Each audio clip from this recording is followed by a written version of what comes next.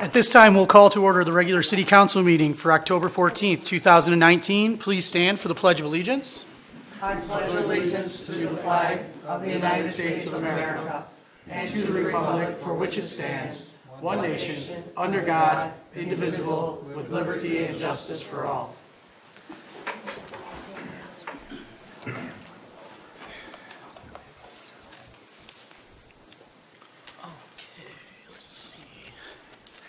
Judy, let the roll call show everyone is present except for City Clerk Lisa. Thank you. We'll move on to the approval of the minutes from September 23rd, 2019. Move the minutes. I'll second. Any discussion? No. All in favor? Aye. Aye. All opposed? Motion passes. Move on to the approval of the bills this evening. I'll move the bills. A second. I have one I'd like to speak to. Councilmember Kivel, go ahead. On page 3 of the 7 for the check register, there's a refund for the cash bond from Pullum Windows. And so I don't know if anybody has any objection to that. I won't participate the cash bond, so I don't really see that being anything I have anything to do with, but do you have any clue one way or the other? I mean, does it matter? It doesn't sound like there's a financial interest there. All right, that's all I wanted to say. Thank you. Thank you, Lisa. Did we have a second on that? No. We didn't? Yes. We did. Yeah, Oh, we did? Thank you. So we have a motion and a second. Any further discussion? All those in favor? Aye. Aye. All opposed? Motion passes. Move on to the attorney bills this evening. I'll move the bills, or the attorney bills. I'll second. I would like to make a comment that I'm glad, I'm sure Lisa's going to end up working very diligently to get our 80 hours a month, and this is the 4th month in a row we didn't accomplish that, so I'm very mindful of that. That's why we have a retainer, so, all right, thank you. We have a motion and a second. All in favor? Aye. Aye. All opposed? Motion passes.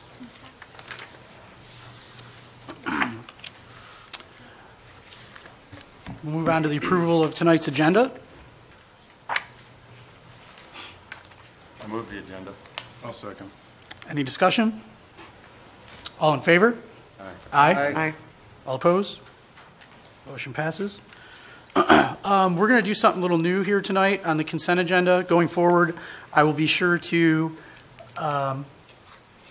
inform everyone what is on the consent agenda. So tonight, on tonight's consent agenda, we have the McCaddy Park Volunteer Park Master Plan update. We have the street closure for trick or treat. And then we also have the police department in-car cameras. Councilmember Parisian, go ahead. Thank you, Mr. Mayor. Just a quick question. Do we have anyone from Parks and Rec here tonight that is going to speak? Because if that's the Were case... you going to speak, Mark? Okay. Well, then take it off. Because in that case, I'd like to pull this from the consent agenda and move it down to new businesses, line item number 2, just to give you the opportunity if you had something specific you wanted council to know about the master plan or what Parks and Rec is up to, and if they have any questions or comments, queries. Is that okay? Councilmember Kurtzwell, go ahead. Yes, I'd also like to remove item number 3 on the consent agenda. This is the police department in-car cameras. I had questions on that. Okay. Mr. Mayor, if I could make a recommendation on move those items prior to the corrective action plan, if that's okay, because I think that will take a little I bit think longer discussion, if that's okay. that makes sense. So what we'll do is we're going to go McCaddy Park, Volunteer Park 1, and then we will go Police Department in-car cameras 2, and number 3, new business, will be our corrective action plan. Okay. Thank you. I think we still need a motion. I'll move the consent agenda as amended. I'll support. Any further discussion? All in favor? Aye. All opposed? Motion passes. Forget to remind me to say what the hours for Halloween are too. Talk about it. At this time, we will open the floor to public comment. Please remember to state your name and address, and be aware of our 2-minute time limit, please. Mike Carano, 101 South Lafayette. Basically just here to announce that we are done with our construction, the required portion of it, and now we're moving on to the beautification portion of it. I brought a couple of samples here of what the new ceiling is going to look like. This is the pattern that we're going to have. This is a company called Sealoom. It's almost like a vinyl plastic product, but it's Class A fire rated. And so it's going to work out perfectly because we needed to put a fire barrier between the floors in order to get the approval. So we did the 2 sheets of drywall, and then this is going to go over the top of it. And it has a tin look to it, but we're going to actually go with the bronze color. Very So nice. I think it really will set it off, and we're going to go ahead and do a new paint job on the inside, and along with that, other furniture and things like that. So again, just wanted to announce that we're happy to move on to the next stage. So Thank you. thank you Thanks, very much. Mike. Thank you. Thank you.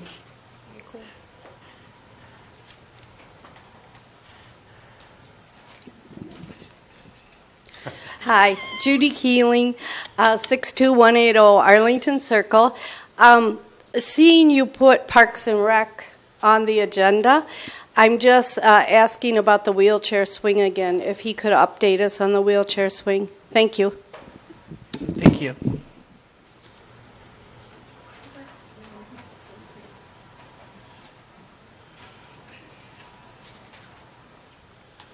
Good evening, Ryan Lair, 716 Grand Court. Tonight I would like to come to council tonight to thank everybody that assisted me along with about 10 other residents at the accident at 9 Mile and Pontiac Trail.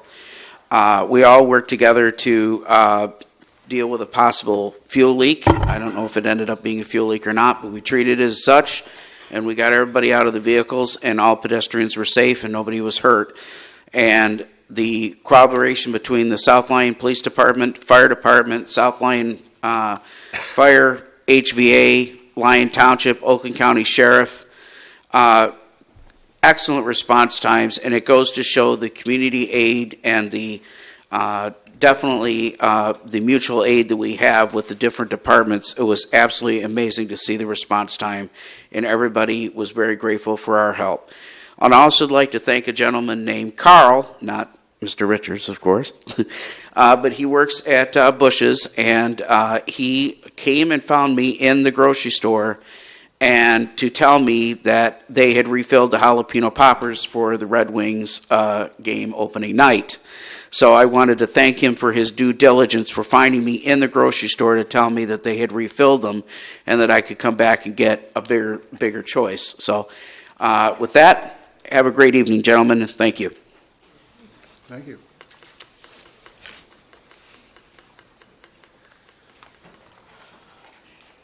Hi, I'm Mindy Fernandez, and I work for State Representative Kathy Crawford. Just wanted to stop by and say hi. We have, just want to let you know if there's anything that you need to know or have any questions on in state government, please call us and let us know. We don't know either sometimes, but we'll figure it out because it's kind of crazy up there right now. But we want to make sure that you know that we're here for anything that you need. There's a couple things. We have tributes that we do. We have small, large, and then we also have letters of commendation that we can do for anybody in the community that has a special wedding anniversary or a special anniversary or a birthday. We used to do 75, but my boss is 77. So we also have booklets available, and those booklets are available free to you. They come out of our office budget, so we want to make sure that you know that they're free to you.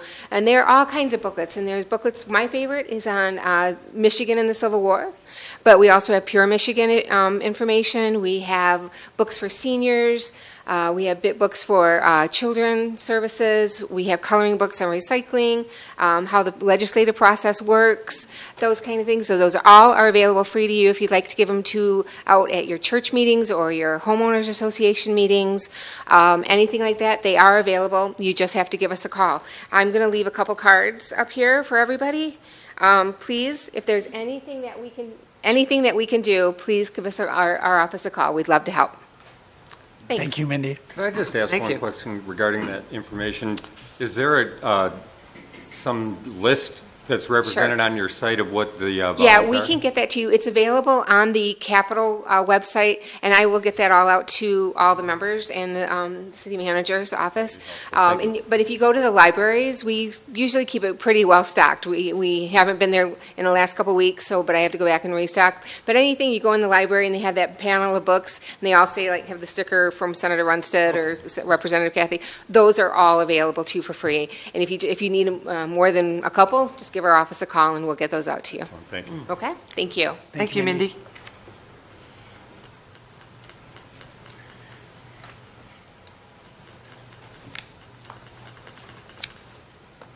All right, we will close public comment and move on to the discussion of the downtown. Mr. Donahue.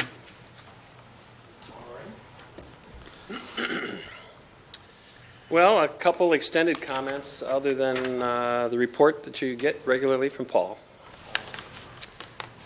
I can't remember. There's so much going on if I announce that all good stuff. The Lemon Tree is the new tenant of 111, 113 North Lafayette.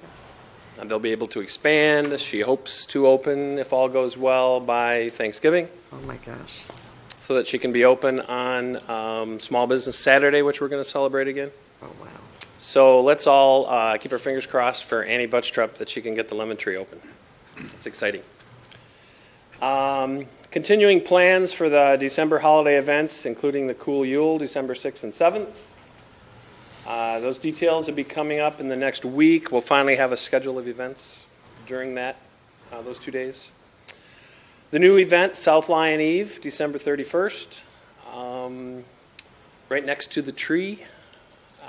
So that information will be coming out at the same time within the next week. Kids Trick or Treat, Thursday, October 24th, 6 to 8 p.m. They'll have the dance groups out in the intersection, but this year we're also adding a pet parade from Whipple Street to Lake Street by the South Lyon Area Recreation Authority. So it'll be great for the kids. And I believe that's at 6 o'clock. The pet parade is right at the beginning. Still getting final details for the Downtown Ladies Night Out, November 15th, 5 to 9 p.m. We're making the final arrangements for the fall decorations. We had a delay of a week because of 5-H Farms had some employment issues they were dealing with. So we're going to get that done this week. That'll be the corn stalks and the orange lights. And we have two ladies in the audience from Colonial Acres who boldly stepped forward, Judy and Marge. We're adding a photo op area, a fall photo op area in the vacant lot just north of Diane's Dolls. So with their gardening and design expertise, we're going to be putting the pumpkins and hay bales and squashes and mums. And if it doesn't look good, they're the ones who are... It'll look good. No, it'll be awesome. We're excited. Yeah, it'll be great. We are working with the city clerk, Lisa Deaton. We had to reschedule one of the two state-required public hearings, actually public informational meetings. We had originally intended to have the first one required by the new DDA law on October 10th. We looked at the law and we didn't meet the technical notice requirements. Mm-hmm. So we moved that meeting from October 10th DDA meeting to the November 14th DDA meeting. That's the morning meeting to accommodate people's schedule. The evening meeting on November 4th has been confirmed for the South Lyon Theater. Mm-hmm. So that presentation is at 7:30 p.m. November 4th at the South Lyon Theater. It's basically, we will look back upon, look at what the DDA's role is. We will have a quick review of the DDA's budget, and look at the accomplishments over the past year or two, and then looking forward at their goals for the future. So, good chance for hopefully more of the public to understand more about the DDA. So I think it was a good addition to the DDA law. The last thing I wanted to note, as planned for the past 2.5 years, I'm going to read this because I don't want to leave anybody out. I'm probably already going to leave somebody out, but we'll make it right down the road. So as planned for the past 2.5 years, this past Saturday, we finally moved the ROC, the South Lyon Veterans Memorial, from its location at Liberty and South Lafayette Streets to the Depot Museum, Historic Village at McCaddy Park, out near Pontiac Trail. So if you drive by now, you see just the very beginnings. It was quite an effort, fantastic effort by a wide variety of volunteers, veterans, business owners. Several veterans were present, and residents. And I want to give a particular shout out to the following people. Number one, the DPW's John Race and Trevor Pasecki were like, wow, fantastic. We couldn't have done it without them. Superb Fabricating, Jeff Heineman, Roots Cranes, Walbridge Construction, Larry Ledbetter, I'll tell you that story someday. MST, he was great. So our police department, Herb and John Stricker themselves, Dana Johnston, Heineman Engineering, coordinated the crane and the MST, it's part of that story.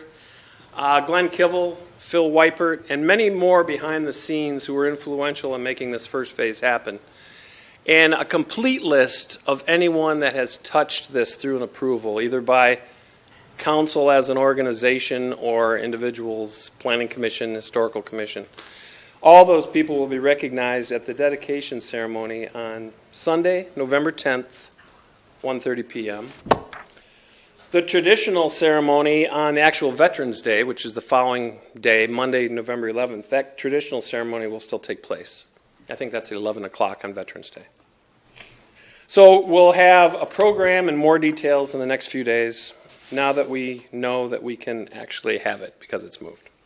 So, but just the last thing I'll note are the next steps for phase one. This is what has to happen in 3 weeks. So the concrete circle around the rock, DPW is out there today starting to prepare the land for forming up to accept the concrete.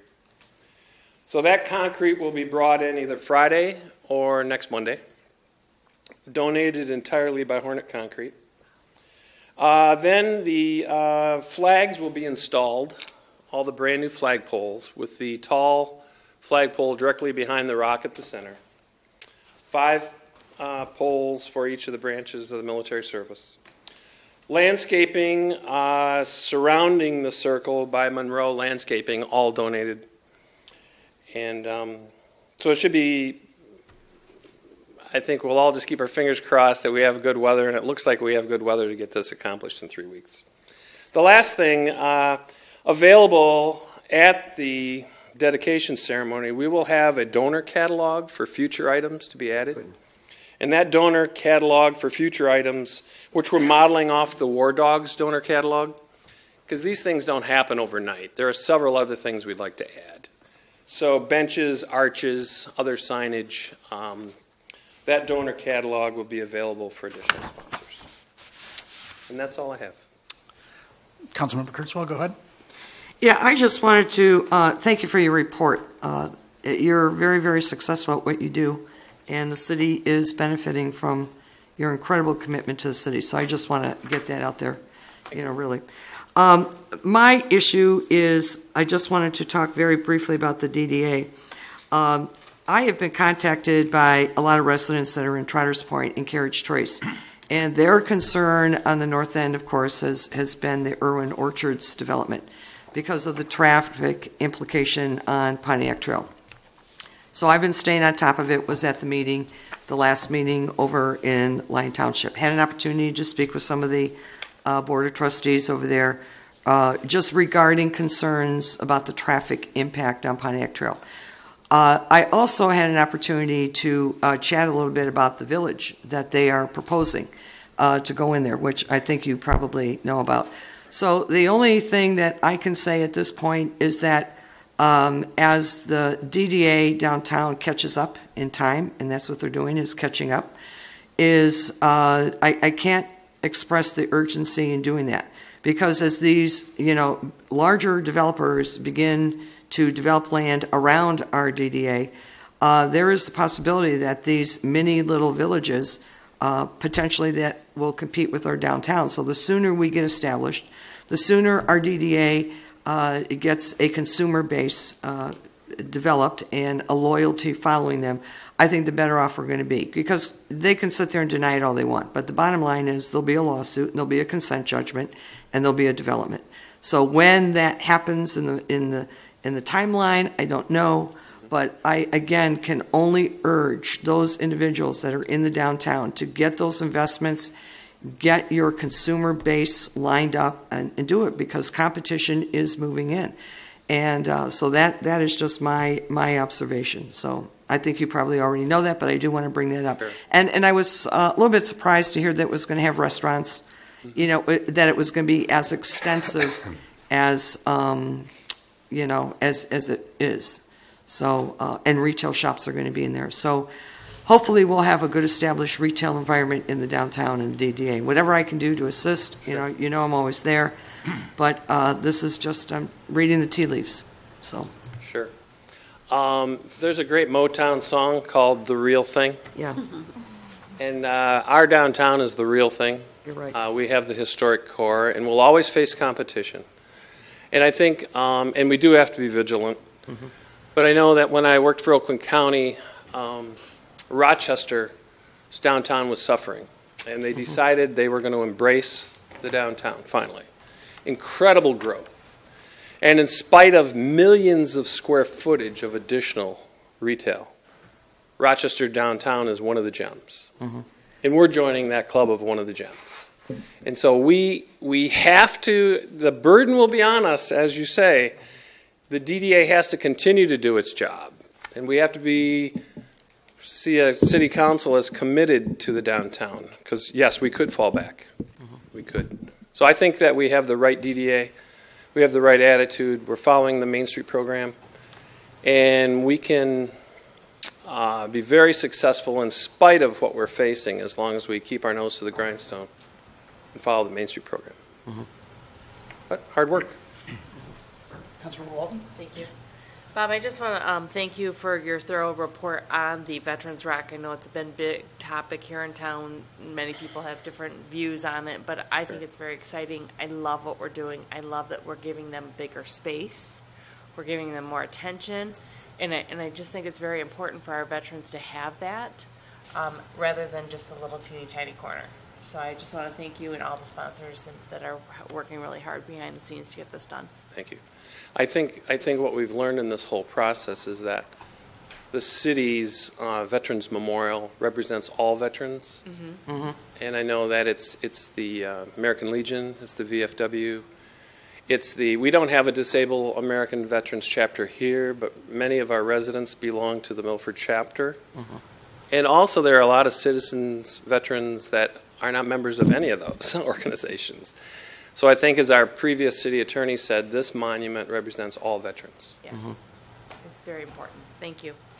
Councilman Richards. Bob, I agree with previous comments. It's wonderful. I agree with the concept, and we're in a better location for this monument for going forward for the future. I just had a couple of questions about a few things. One, where did the bricks go? The bricks that had the veterans' names on them. They're in a small warehouse in Indiana. No, they are. Indiana Jones has them. No.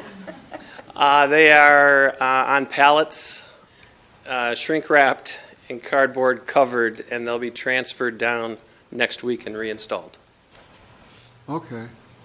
Were you on site the day it was moved? Yes. Last Saturday? Mm-hmm. Yes.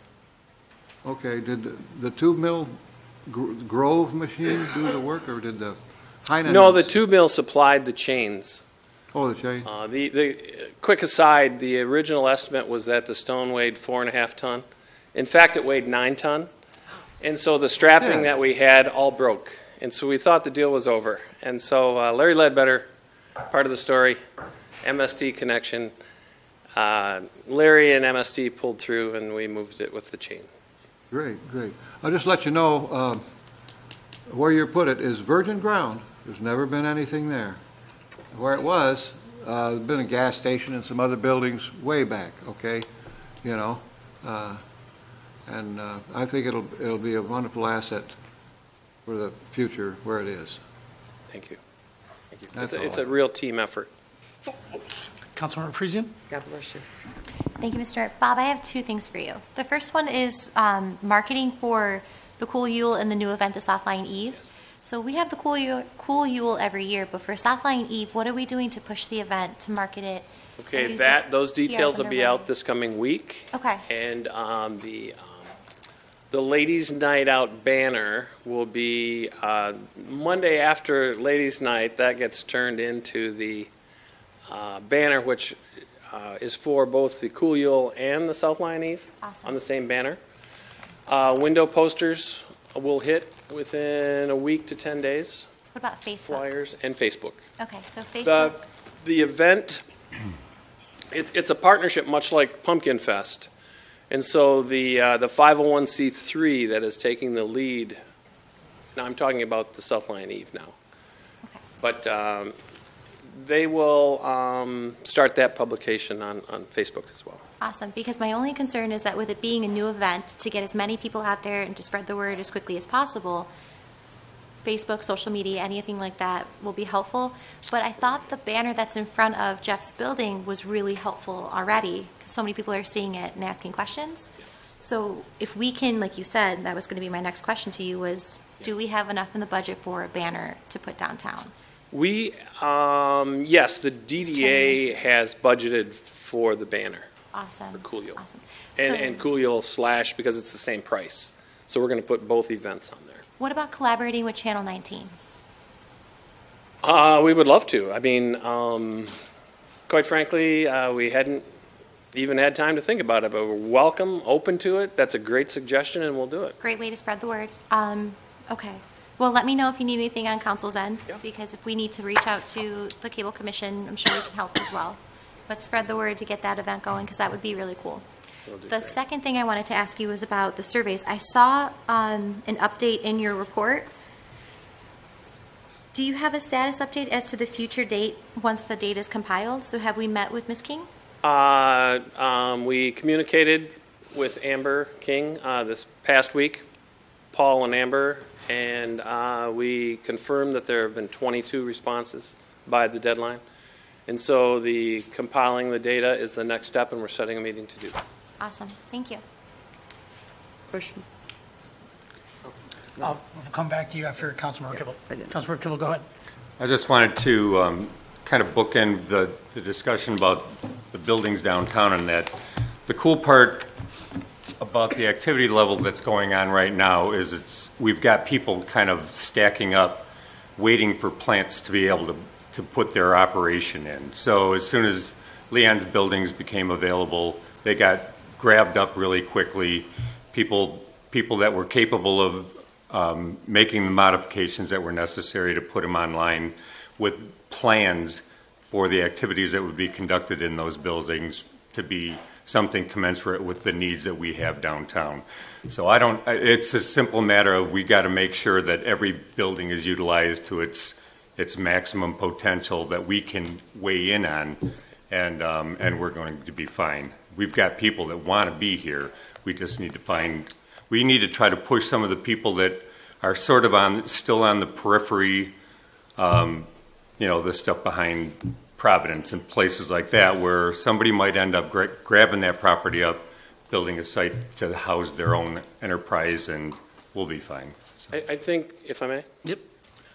The city's master plan, especially the downtown component, is really a very good document. Mm-hmm. And so as we see the historic core, which is really the Lake Street and the North Lafayette, the next logical step is everything south of Lake, and that has a wonderful realistic. And as long as our national economy stays strong, I think we'll see those developments take place in the next 2 to 5 years. Yeah, I think the downtown is going to be solid for quite some time to come. I don't want us to lose sight, though, the places like up at Gateway and places like that. Oh, sure. Whatever assistance we might end up being able to provide, I'm hoping that we're reaching out. Right. I spent some time up there today, up at Gateway. I do visit more than one coffee shop in town. So I was up there talking with people, and yeah, they need to know that we care about them as much as anybody, absolutely. and you know, we just yes. show us how we can help you. So yeah. Yes, Councilmember Kurtzwell. Yes, I'm going to go back to the business survey. Who holds the raw data on that? Right now, Survey Monkey, and Amber King, the city's account in Survey Monkey. Okay. So if that information was FOIA'd, the city is in possession of the raw data? Mm-hmm. Okay, and you have access to it? Lisa Deaton. Okay, right. As long as the city employee has access to it. Okay, all right. Thank you. Anyone else with something for Bob? Councilmember Parisian, go ahead. One more thing. It's kind of not for Bob, but in general. I also wanted to say thank you to you guys in the back for the Corner Cafe coming up here and letting us know what's going on with your business. That is really cool that you took the time to do that. So we can see the next steps you're taking, and we're walking through it with you. Thank you for keeping us posted. Thank you. The number one question I am asked, no matter where I'm at, is when are they going to open? So that was good news tonight, and it's exciting. And we are going to definitely help them celebrate when they do open. Me too. Thank you. Thanks, Bob. Thank you. Thank you, Bob. Move on to the fire chief's report.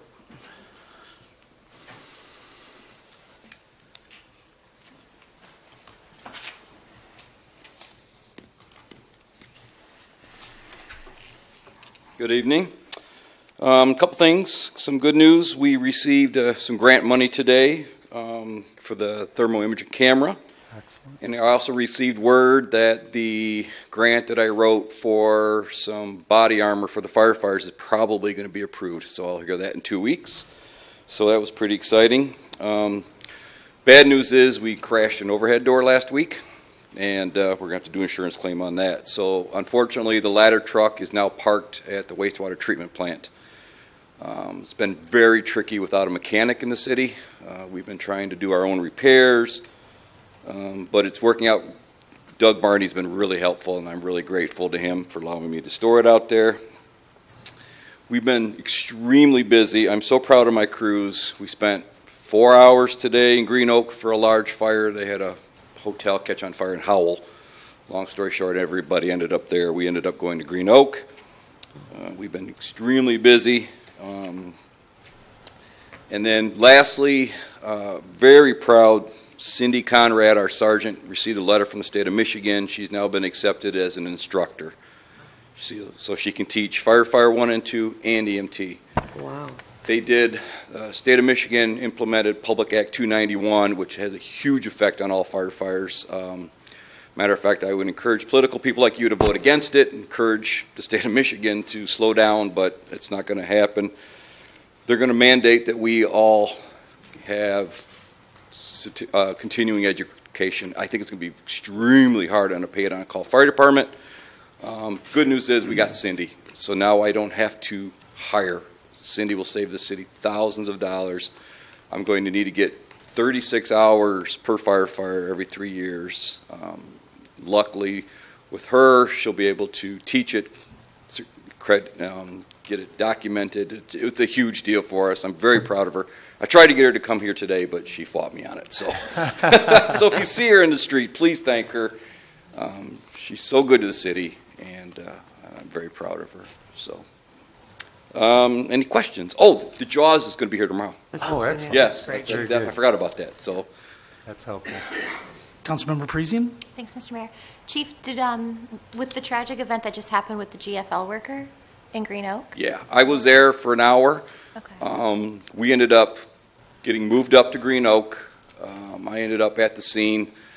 Pretty tough day. That was tough on the Green Oak firefighters, I think, and obviously it'll trickled down to the GFL workers. It's a pretty tragic event. I've never seen anything like it. Was the South Lyon Cruise, our South Lyon Cruise there as well? Just you? No. So we were headed there, but unfortunately he died on scene, which means everything slows down. We now need to get the investigators there, and so we ended up covering Green Oak for an hour or two. Yeah. Well, so that was Friday. Thank you for your efforts and involvement. And, thoughts and prayers with the family. Councilmember Kurtzwell. Thank you, Mr. Mayor.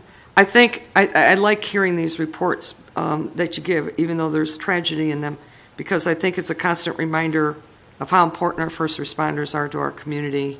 So I just want to get that out there. The incident, the accident that happened on Pontiac Trail in 9 Mile. Yep, Sunday of previous week. Yeah. Was Jaws of Life used in? Excuse me. No. So ended up being 5 vehicles involved. And then the gas leak that Ryan was speaking of was interesting because she just went and bought gas at the gas station.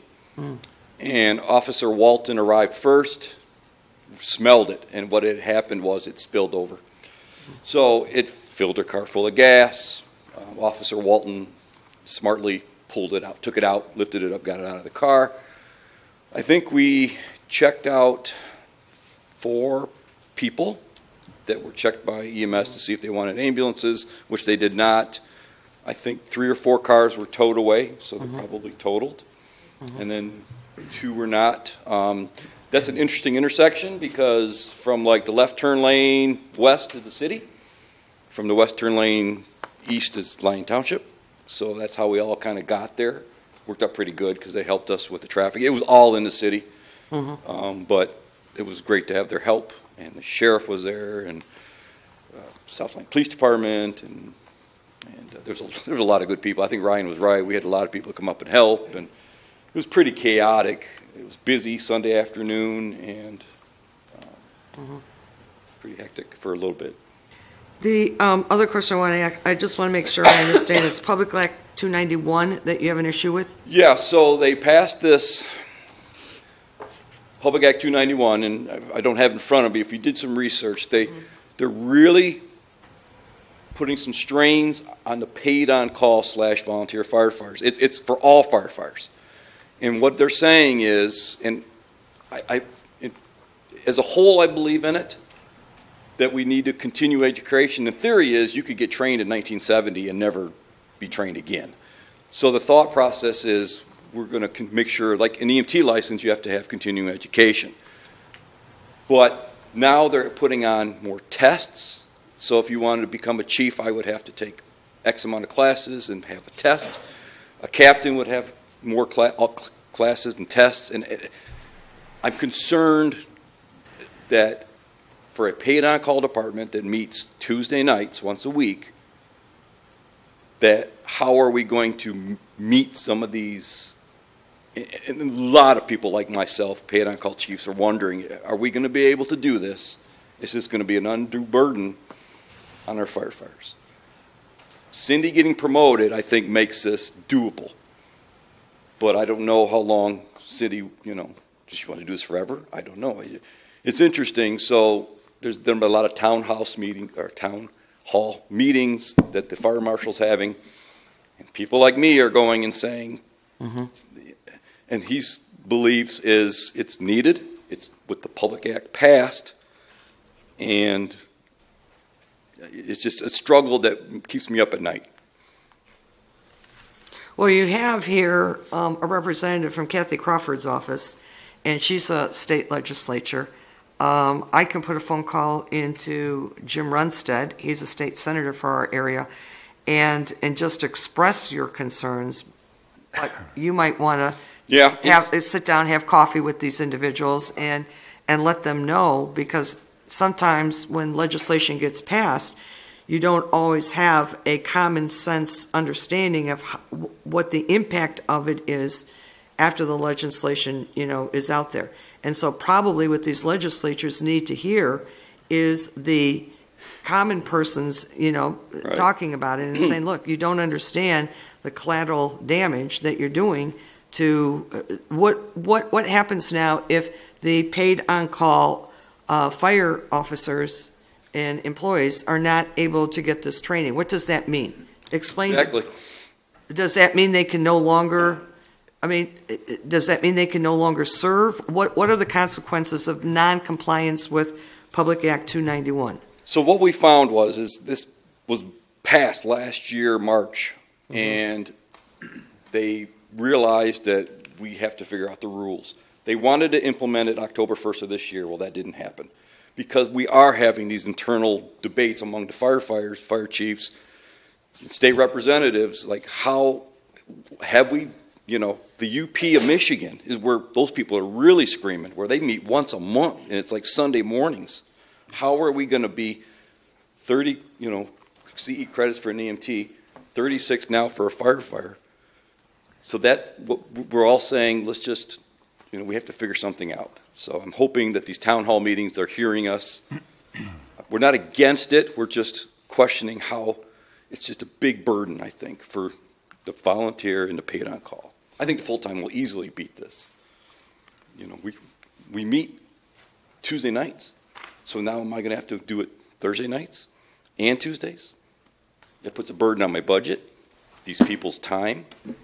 That's what we're saying. And I'm hoping we figure it out. Okay. So.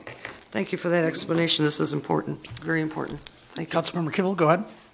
I would just suggest saying we already have trouble with recruitment and retention. They know that. I think they know that. I just, it's just, I do believe they believe, they feel strongly about what they believe, but I just not sure if they're hearing what us or some of us are saying. So more to come. It's just not practical with every department. That's nuts and bolts, right? Councilmember Walton. Thank you, Mr. Mayor. You know what? I just want to say that I'm glad that you're already ahead of the game looking into this. You've got Cindy that can help out, but you also mentioned that you are working with other paid-on-call fire departments to kind of collaborate together and see how you guys can go at this in the future. So I really like that. But I also want to thank you for all these grants that you're looking into. It sounds like you are just doing a phenomenal job finding things for It's us. Paul. Okay, Paul put something in my box and I apply for it. We truly appreciate it because it's really working out and bringing things into our city that we wouldn't have without it. So thank you for going the extra mile, both of you. Yeah, and Carol, she from City Hall has been helped. She proofreads everything I do, and then Paul signs them. And it's phenomenal. It's great. So thank you. Anyone else for Chief Vogel tonight? Thanks, Rob. Thanks, Chief. Thank you, Chief. Chief Sovic, Police Chief report. I'll just give you a quick update on back in May we came to you guys to try and get some replacements for our shotguns. And so we've been doing our diligence, and we spoke with 3 different suppliers and getting the 3 different quotes. I came to you asking for $4,800 for 4 fully equipped shotguns at the time. So we've had an opportunity to go through all of our guns and most of our property room, so we're still working through it. As of right now, we are able to secure 3. We just received 3 fully equipped shotguns, and we haven't had to put out a dime yet from our drug forfeiture fund. So we are continuing to go through our guns, our property room. We had our first property audit, I think, in the 28 years that we've been there. Whenever there's a change of administration or a change of officer in charge of property, you're supposed to bring somebody in an outside agency to do that and find out where we're at. So we can have a history of every single piece of property that we have in our room, whether it's in our cage or our property room or the garage or whatever. So we're working through that. So we still have several guns to go through. So I think by the time that occurs, I think they're going to, even probably have more credit on hand with a company out of Indiana called Keezers, who receive they gave us the best price on our trade-in for our guns, and they also gave us the best price on our shotguns, the equipment that we're purchasing. So we get the 3 bids, and we've been dealing with them before as far as ammunition goes, and they've always been good with us and very good. So that's the report. So hopefully by the time it's all said and done, we're actually going to have a credit with Keezers so we can purchase more ammo out of that next year. Also, I just want to thank, I call them the numbers ladies, Lori Mosier and Patricia Tiernan, to help me make my transition during the chief and just kind of get my bearings and the numbers. So I just want to give both of these guys, ladies, a shout out to help making my transition to chief a lot more smooth. So thank you. Thank you. Yeah. All right, we will move on to new business number 1 this evening, McCaddy Park and Volunteer Park Master Plan update. Excuse me, Mr. Mayor, we Yes. had the audit, Plant Moran audit presentation first. Oh, yes, you're right. I'm sorry.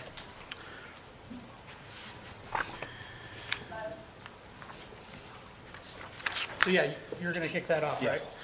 Tonight, we have representatives from Plant Moran to present the 2018-19 audit. For those of you who are in attendance or in the viewing audience, the audit is a financial report of the City of South Lyon for ending June 30th, 2019. This coincides with our budget year, which runs from July 1st, 2018 through June 30, 2019.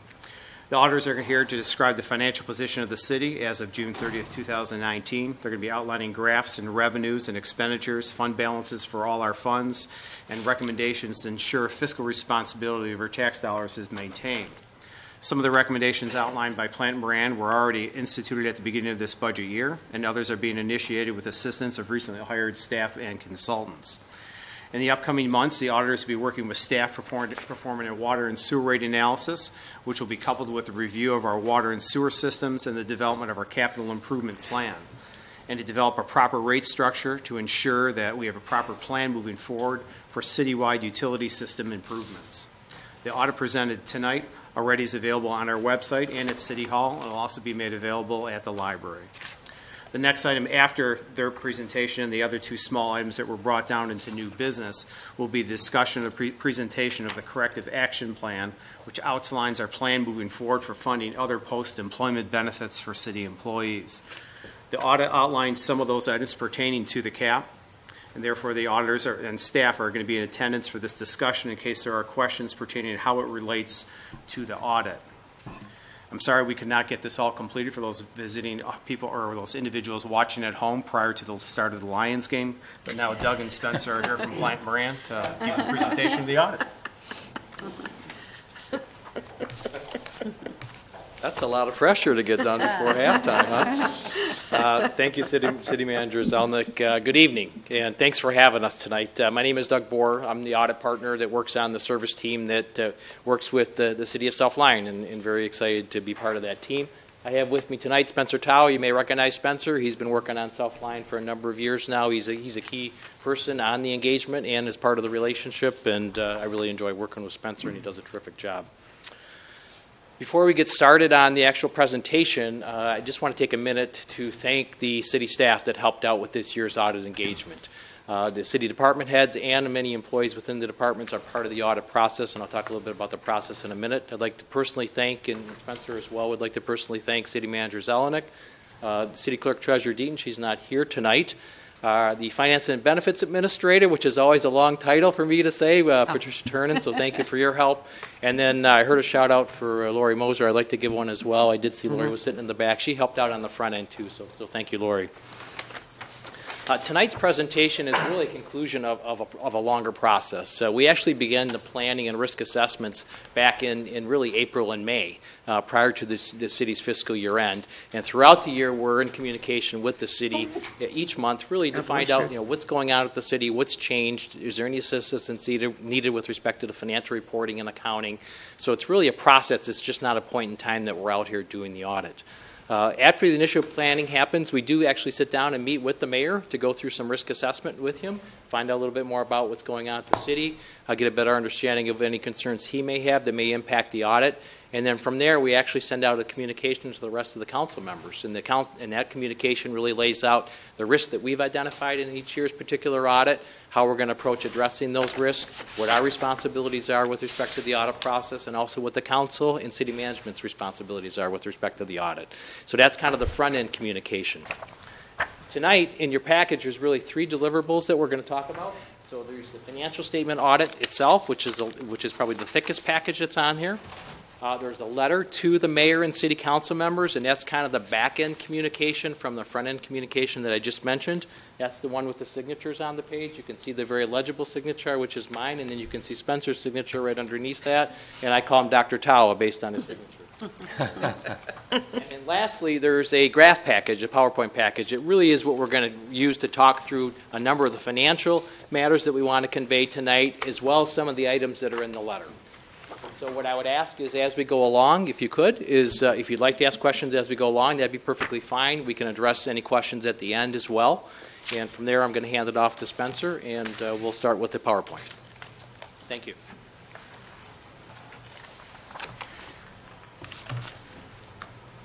All right, thank you. Good evening.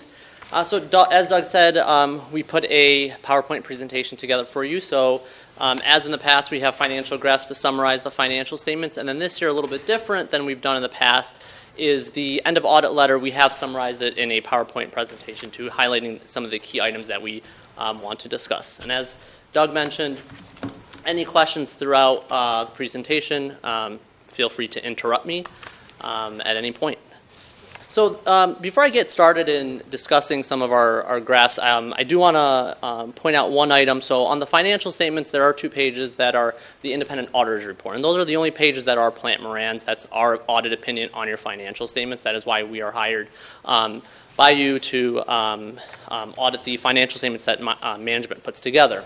And so I do want to say that we've issued an unmodified opinion, which is the cleanest opinion we can give, and that's the only opinion that the city should strive for. Any other opinion would essentially mean a modified opinion, which a reader cannot really rely on your financial statement. So we do want to point that out in the beginning. In the financial statements, we do want to start with the general fund, and with that, we'll start with the general fund revenue. In the current year, revenue was at $6.4 million. Over the past few years, you can see in the first graph, revenue has been increasing. This year, it increased over $470,000.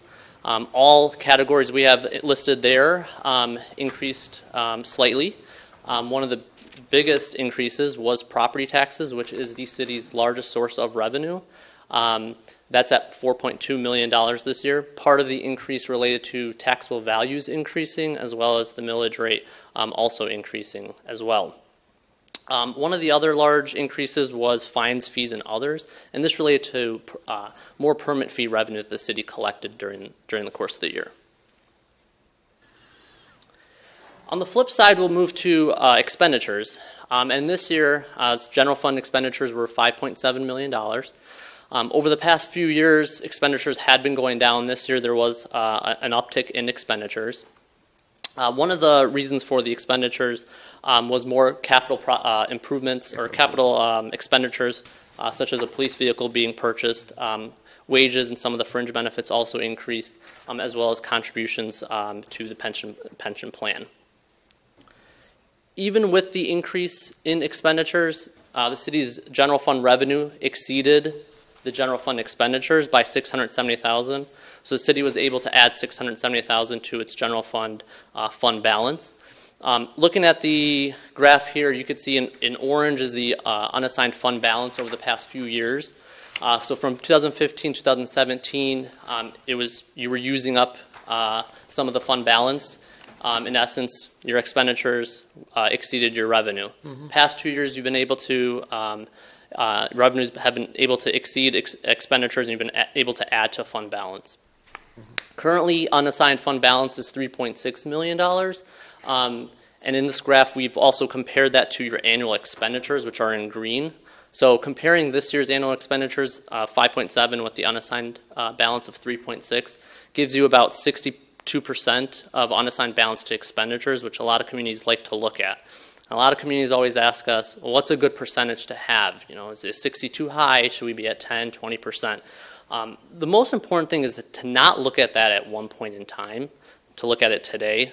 The most important thing is to project out and have a plan in the future over a number of years to see what expenditures do we have coming up that we need to do. We need to buy more police vehicles. Do we have pension contributions that are increasing?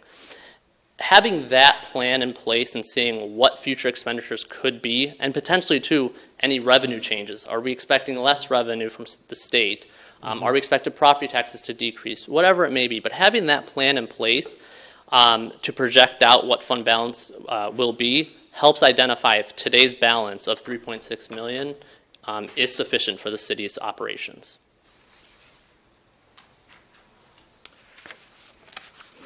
The next slide is, and we've shared this for a number of years, revenue sharing is the second largest source of revenue for the city's general fund. And back in 2003, you could see that the revenue sharing amount from the state was about $967,000. Keeping that consistent all the way through 2019, because there was a big dip in the revenue sharing that the city has received, which the city can't control, given that it comes from the state. Another reason to project out and make sure you have a rainy day fund for revenue dips like this. In this graph, we show that if revenues had stayed constant over the number of years, you've essentially lost $1.5 million in revenue that if it stayed constant, 967 over the past 15 some odd years, that's how much you would have received from the state. In essence, you didn't, because state shared revenue kept going down. Just the past 2 years did the amount finally go over the $967,000 you were getting back in 2003. So we always like to share that just to show that the city has $3.6 million in unassigned fund balance. Even with this dip of state shared revenue, the city was able to keep their expenditures down and be fiscally conservative and keep a good fund balance. So besides the general fund, there is other funds of the city, and we call them here as non-major funds, non-major governmental funds. And so we've highlighted a couple of them here. So we have the major and local roads, cemetery care fund, and then you have capital project funds. There's 3 of them that we've combined into one. For the major and local roads, this funding comes from the state, and it's Act 51 money. This money is restricted by the state. It's only for roads. And then you have the cemetery care fund. Any funds that come in for that is restricted for cemetery maintenance and use.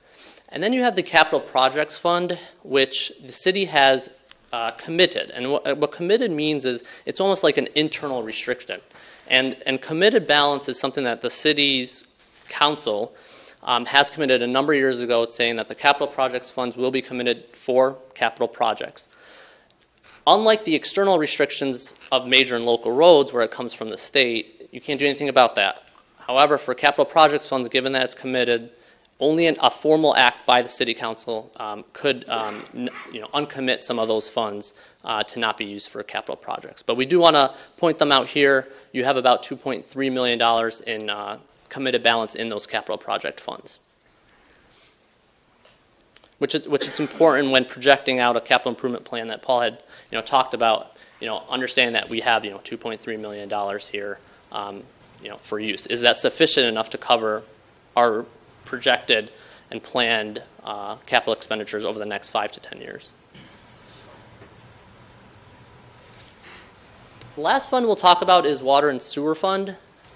And in this graph, we just kind of compare the operating revenue with operating expenses. And you can see, just like the general fund, from 2015 to 2017, expenditures exceeded revenue. Past 2 years, though, your revenue has exceeded your expenditures. Now, as Paul mentioned, there is a water and sewer rate study that's going to be performed. So it's imperative to have an understanding of what are the infrastructure needs for the water and sewer fund, and making sure that the water and sewer rates are sufficient for the operations of the water and sewer system.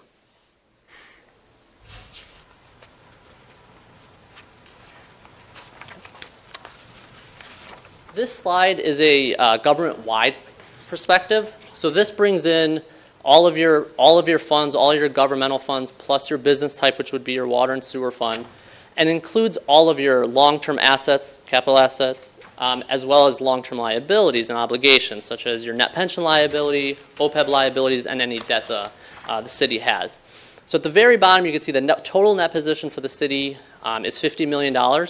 And that's broken up into 3 different categories. You have net investment in capital assets, which is essentially your capital assets less debt related to that capital asset. And then you have restricted monies. So we talked about the road funding. That would be a restricted amount. And then you have unrestricted at the bottom. And so over the past 5 years, this graph shows the variations of the different buckets. So restricted has continued to increase. Your invested in capital assets has decreased. The city has not been spending much in capital expenditure, so essentially that's just the depreciation on those assets. And then the unrestricted has kind of fluctuate with an increase over the past few years in that balance. The last financial slide we want to discuss is legacy costs. And so the city has two legacy costs related to the pension plan, the defined benefit pension plan, as well as OPEB, which is other post-employment benefits, and that's the retiree health care stipend that's given. As of June 30, 2019, the pension unfunded liability is $6.1 million. And what does $6.1 million mean? It's essentially an actuary will calculate what your total liability is as of that date, and then any assets that you have put aside will go against that liability. And then the $6.1 million is what your unfunded liability is. So the liability in excess of the assets that you have set aside. So we have $6.1 million for pension and then $545,000 for your OPEB. And each year the city has an actuary calculate what the pension contributions are, and those are required by state law. So what we've done here is we've kind of projected out in the future those contributions. Some are estimates based on the MERS valuation, which projects out your contributions, but it helps with planning and preparing for increases in contributions for the city in budgeting. For OPEB, the city has hired an actuary to start calculating what the required actuarially determined contribution is. Per state law, there is no requirement to actually fund OPEB, except for any new hires that were hired after July 1st, 2018. The city has to pay a portion of their, what they call normal cost, actuarial term, into the plan. So what we've done here is we've also projected that out over a good number of years, over 5 years, and then compared it to what your projected revenue is, and we just use 3% as an inflation. And you can see percent of revenue, these legacy costs are 6 to 8%. Now, what's a good percent? Really, it depends on the plan. Some cities I've seen have in excess of 20%. So 20% of the revenue that comes in. And when we say revenue here, we're just including general fund and operating revenues of water and sewer. We're not going to include those restricted monies from major and local roads that you can't use. You're not going to really use for pensions. Majority of it comes from general and water and sewer. Some communities have 20%, over 20%. That all revenue that comes in is going towards these costs. The city's at 6 to 8% projected over the next 5 years. So the city has taken steps on this. The pension plan was closed a couple of years ago. Your OPEB liability, you don't have any money set aside for OPEB. That's just strictly the liability. However, back when this plan was started, having a restriction on the age limit that an individual can get this, so that at 65 it cuts off, as well as capping the amount of benefit per month, has really helped the city in keeping that liability low. We have communities that are in the tens of millions of dollars for their OPEB. Because the state never mandated a required contribution, cities have just let this go and this has accumulated. But now, over the past few years, this has really gotten a lot of attention because of the new accounting standards that are requiring this liability to go on your financial statements. And in the previous slide, we had showed the unrestricted net position. There's a lot of communities that once the OPEB liability and the pension liability, once they came onto the accounting records, they actually went into a negative unrestricted net position. Could I just point out that one of the triggers that the state has is 12% of your revenue to get you in Dutch, and we're well below that for both OPEB and pensions. Yeah, and the 12% is only for one aspect, so it's only for, say, OPEB, and right, then exactly. 10% for pension. Even so, though, it's always important for the city to plan ahead with these liabilities, to get a plan in place of how are we going to address these liabilities and make sure that this unfunded does not just keep creeping up. All right, that's all on the financial statements. We can take questions, or I can move on to the end of audit letter. Go ahead. Okay. So as I said in the beginning, we've condensed this instead of going through each page or going through the highlights. We've condensed this on a PowerPoint slide to go over our end of audit communication, which, as Doug mentioned, is a follow-up to our pre-audit communication that we sent out to the council members back in the summer. And so it's broken out into three parts. The first part relates to internal control matters that we identified during the course of our audit. The first item is segregation of duties related to bank reconciliations. So each month, the city will reconcile their bank accounts to what their general ledger in the financial reporting system is. And this ensures that everything has been recorded in the financial records, as well as there's no misappropriation of assets. During the course of the year, we had noted that these bank reconciliations were being performed, but there wasn't a formal second review. Our recommendation would be that there always needs to be a second review of these bank reconciliations to ensure that the individual preparing them was preparing it correctly, everything was taken into account. It's just a segregation of duties. By the end of the year, the city did correct this. They identified the issue. They corrected the issue, have a process now in place to have a second review. Nonetheless, because we had noted this during the course of the year, even though it would happen for a few months, we still are obligated to report this to you. The second item relates to a trial balance account review, and really it relates to liability accounts. For liability accounts, there's numerous transactions over the course over a period of time that go in and out of these liability accounts. And there's one account in particular that the city does not reconcile that liability to understand who the amount is owed to. And so what we recommend is that the city performs a reconciliation of this amount, identifies who's owed what, how old this deposit is, and then take actions to either write off the debt or attempt to pay the bond proceed off, the deposit off. The next section is communication that we're required to communicate to City Council. And so I'm not going to go through all the items that we had in the letter, but I just wanted to highlight a couple things. If there were any transactions entered which lacked authoritative guidance, we would have to communicate that to you. There were none. No significant transactions recognized in a different period than what was in the transaction occurred. There were none of those as well. And then also management estimates in the financial statements. Any significant estimates, we need to report that to City Council. And the two main assumptions are unbilled water and sewer utility receivable, which the city bases on prior year's actual receivable or actual billings, and then as well as actuarial assumptions to calculate the pension and OPEB liabilities. There's significant assumptions that the actuary takes to predict that liability. They're projecting it out numerous years in the future. They're basing it off mortality tables, a discount rate. So we've reviewed these assumptions and deemed them reasonable from the city's perspective. And then last, we're always happy to report there were no difficulties or disagreements with management in performing the audit. We don't always say that, by the way. Doesn't always happen. When I get caught, yeah. All right, the last section, it's other recommendations that we identified, like during the course of our audit, anything that could further strengthen the city's controls. They're not internal control deficiencies, just maybe best practices, as well as other pertinent information that we feel is it would be helpful for the city council and management to review.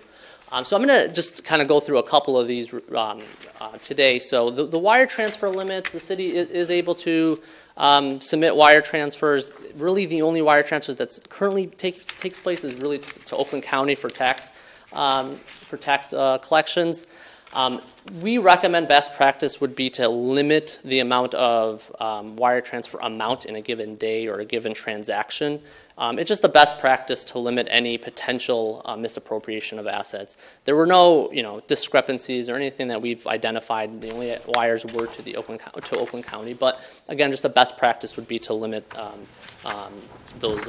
amount of the wire transfers. Is that regular practice with other communities? I mean, the treasurer in Oakland County doesn't mind getting multiple transmissions rather than one fell swoop?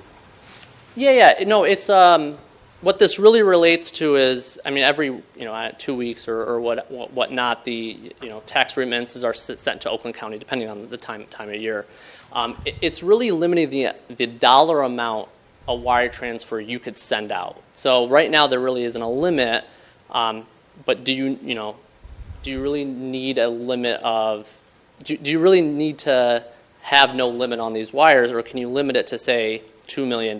You're never going to, there's never a reason to wire $2 million. So just having that cap would just prevent any unauthorized. I can see the vulnerability. I just, since that's the only place that we would submit it, you know, if you're at the last week of tax collection, you know. Yeah, and it's really just identifying what's the maximum amount we'll ever send to Oakland County, and just using that as a cap. Oh, okay. Yeah. Thank you. And there's other items that the city could do related to that. There's always, you know, here's the approved wire transfer vendors, and it has to go through, like, you know, 3 different individuals to approve it. So if anybody wants to change, seems reasonable. That's another reasonable best practice. Restricted assets. This relates in the water and sewer fund. So currently, there is a process in place where a certain amount of tap-in fees collected each year get set aside to fund improvements in the water and sewer fund. This is a practice, and the percentage was approved many, many years ago. That restricted balance continues to climb. So we just recommend that the city, you know, reassesses that policy based on the city's operations today. And I think this is one of those items that during the water and sewer rate study analysis, this also gets looked at as well to see, is that process of setting aside those tap-in fees still proper for what the city's operations are currently in the water and sewer system. The next item, investment returns. The city has numerous bank accounts with cash sitting in there that's collecting very low interest. There is options that are legal per state law, as well as very safe investments that the city might want to look into to get a little higher investment rate of return. We're not saying go into alternatives. You can't go into, you know, those risky items, but there is through Oakland County or other means some very safe investments to put your money aside. Last couple of things. Cash drawer activity. So each day, at the end of the day, cash drawer is reconciled. Our recommendation is that either 2 individuals concurrently do the cash drawer reconciliation, or you have an individual who's restricted from you know, cash receipting functions perform the cash reconciliation. So again, another best practice that would be appropriate for the city. And we understand there's always constraints with, you know, cost benefits of everything, but again, just another best practice recommendation that we have. And then the last thing is equipment charges. The city does have an equipment fund, and there's other funds like the general fund and other funds of the city will be allocated a portion or a fee essentially to the equipment fund for the use of equipment. That's a flat amount that's stayed relatively consistent the past few years. So we just recommend a study of, you know, are we charging each fund the right amount based on actual usage. And then the last thing, there's other pertinent information, legislative items, new GASB accountings that are coming out, pages 6 through 15. We're not going to go over all those, but we do highly recommend that the City Council and the management do review that to keep up to date with things that are going up at the state as well as in the accounting world.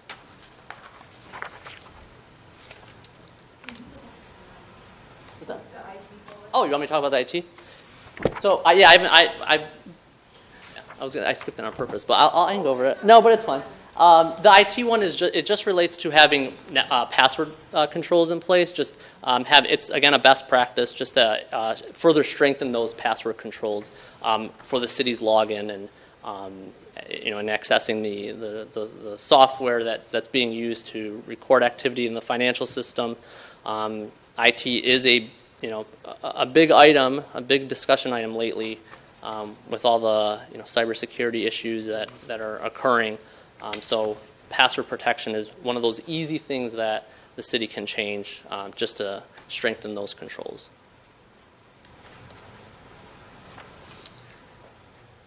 That's it for our presentation. We're more than happy to answer any questions. Councilmember Kurtzwell. Thank you, Mr. Mayor. Yeah, I have several questions.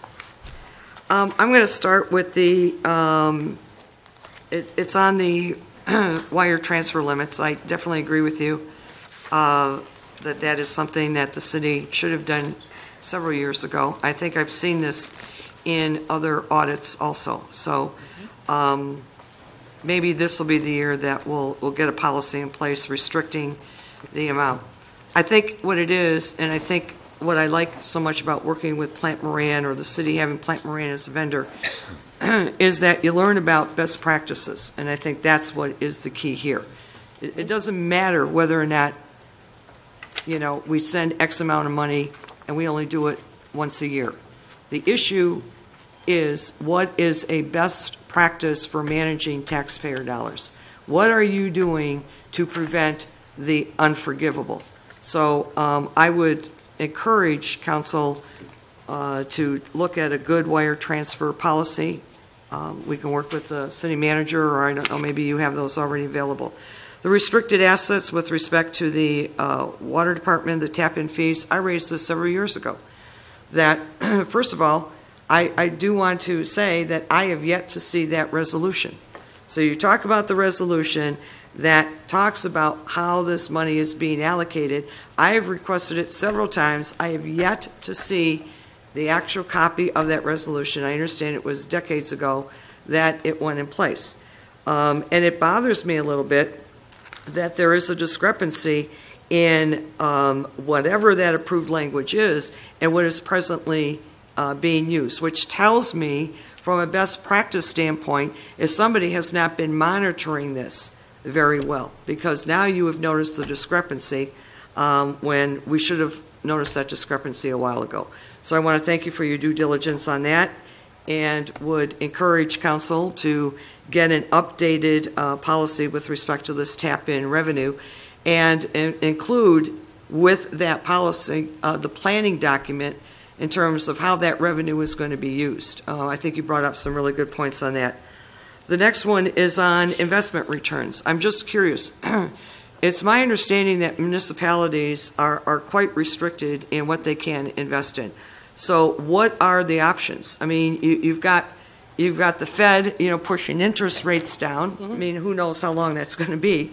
So my option is a CD. What are the alternatives? What are they? Yeah, it's mostly CDs or money market funds. Currently, it's just sitting at a bank account that's earning, 0.05. We're not saying this is going to bring millions to the city, by the way. It's just a recommendation that just to increase it slightly. But you're right, Maggie, with the interest rates coming down with the Fed and whatnot. There is CDs though. There is money market funds that the county has that can give you just a little better return than you're currently getting. Okay, what do you mean the county? Oakland County, there's a J fund. There's an Oakland County J fund that put your money in, which is allowed per the state. Because like you said, the state definitely restricts the amount that the city could put their own money in. Obviously, your pension, those are different rules. But the county does have a J fund that you can use that will get you a little better return. Okay. Next, I was a little bit surprised to learn that the unfunded pension liability is now up to $6 million. I will once again say that when I first got on council, my mantra has been, I think just as late as maybe a couple meetings ago, is that unfunded pension liability. We have no plan for it. And the problem is that dollar amount back in, I don't know, 2010, 11, 12, somewhere in there was $1 million. Okay, when I first got on council, it was roughly $5 million. So within a 4-year period, that dollar amount has creeped up, and it's creeped up by $1 million. And there is no plan in place for the city to even begin looking at it. I mean, I don't know. I bring articles in for this council to read. And this is a strong critique that I have about the inability of the city to sometimes quit kicking that can down the road and deal with the issue. I mean, I had an opportunity to speak with Andy Meisner, our county treasurer, and I asked him about funding for the pension, funding for OPEB, talked to him about these issues, and he has offered to come in and talk to council about this. But I asked him, I said, what happened in West Bloomfield? I don't know if you're familiar with what happened, I think, in West Bloomfield, about the millage not going through. Yeah. Bloomfield Township. Bloomfield Township. Well, I hope that we don't end up being Bloomfield Township. I would think that we can be better planners. We can sit down and quit kicking this can down the road. $6 million it's approaching more than the revenue we take in this city in a year. So that has been my mantra for 4 years. Deal with the issue. Okay, so it's going to be politically tough, but deal with it. So once again, I'm going to get on my soapbox and talk about the unfunded pension liability. On the OPEB, thank goodness we have the state legislature coming in and addressing that issue, because we weren't. And these are serious issues. And why is that important? Because I think 95% of our workers in this city are union employees, and they have union contracts. And I stand behind every single union contract that's out there. And every single union employee should be able to go home every single night from work knowing that their pension's going to be protected, that their health care is going to be protected. And I don't know if I'm necessarily sending the best message to our union employees that your health care for when you retire is going to be protected, because now we have to deal with this. You didn't need the state legislature to enact a statute to tell the cities and townships to get your act together and get these benefits funded. So I'm glad that you brought that up also. Now, I do want to ask about some of the, just two of them, and it's on the GASB standards. On the fiduciary activities, could you talk about what in the city would fall under? I haven't read GASB 84 yet, so I will definitely be spending some time on it. What would you anticipate being a fiduciary that would fall under GASB 84 on the fiduciary activities? So currently there is the only change that would be for the city would be there is a DC component of your pension plan with MERS that may fall into the category of a custodial fiduciary fund, and they'll be included in your financial statements. Could you please explain that a little bit? Yeah, so there is, you're currently in a hybrid plan at MERS where part of it is DB, and this is for new members. Part of it's DB, and then part of it goes into a defined contribution, a 401A. That's not defined benefit where you're promising a benefit at the end, but this defined contribution is you're putting in an amount and it'll grow with interest, and at a retiree, at a member employee's retirement, they can then withdraw this amount. It's just like any of our 401ks. That amount might end up becoming a fund of the city. Believe it or not, the accounting, the GASB, they not only do they send out this accounting standard, then they issue subsequent implementation guides. When this implementation guide came out, we thought defined contribution plans would not fall under this fiduciary fund. Based on what we've read and what we've heard, we're thinking it is, and they're in discussions about releasing another implementation guide, which would further clarify their intention of, yes, we're going to include this as a fund. And essentially what the fund is going to show is how much money is set aside for the defined contribution plan, any activity, income statement activity, so here's the contributions that went into it, here's any of the withdrawals. I don't believe, and I don't have the numbers in front of me of how much is even at the city or at MERS related to this. I can't imagine it's much. But again, we're going to work with Patricia on identifying if this needs to be a fiduciary fund in the upcoming months. So with the cemetery fund, would that be a fiduciary? No. Nope. It'll stay as a special revenue fund. Okay, special revenue. Yep. Okay. Yeah. So it's really if you had any agency funds, those classifications would be different, which the city doesn't have, and then there's these other types of plans that are going to now become a fiduciary fund. You don't see on the financial statements, but they might. Then I'd like to just chat very briefly about the general fund balance. Yes, our general fund has been increasing slightly, over the past couple of years. My question is how many communities does Plant Moran work with where the community has a general fund policy in terms of not allowing that fund to dip below a certain amount? Because we all know, we're in a hot economy now. You can't go anywhere without seeing signs for help. But who knows? What goes up comes down. It's called the business cycle. It's called that for a reason. Theoretically, the data will show that you will have a certain period of time in which that business cycle extends over a certain period of time, and it will come back down. Mm-hmm. The issue always is how deep is that trough when you come back down?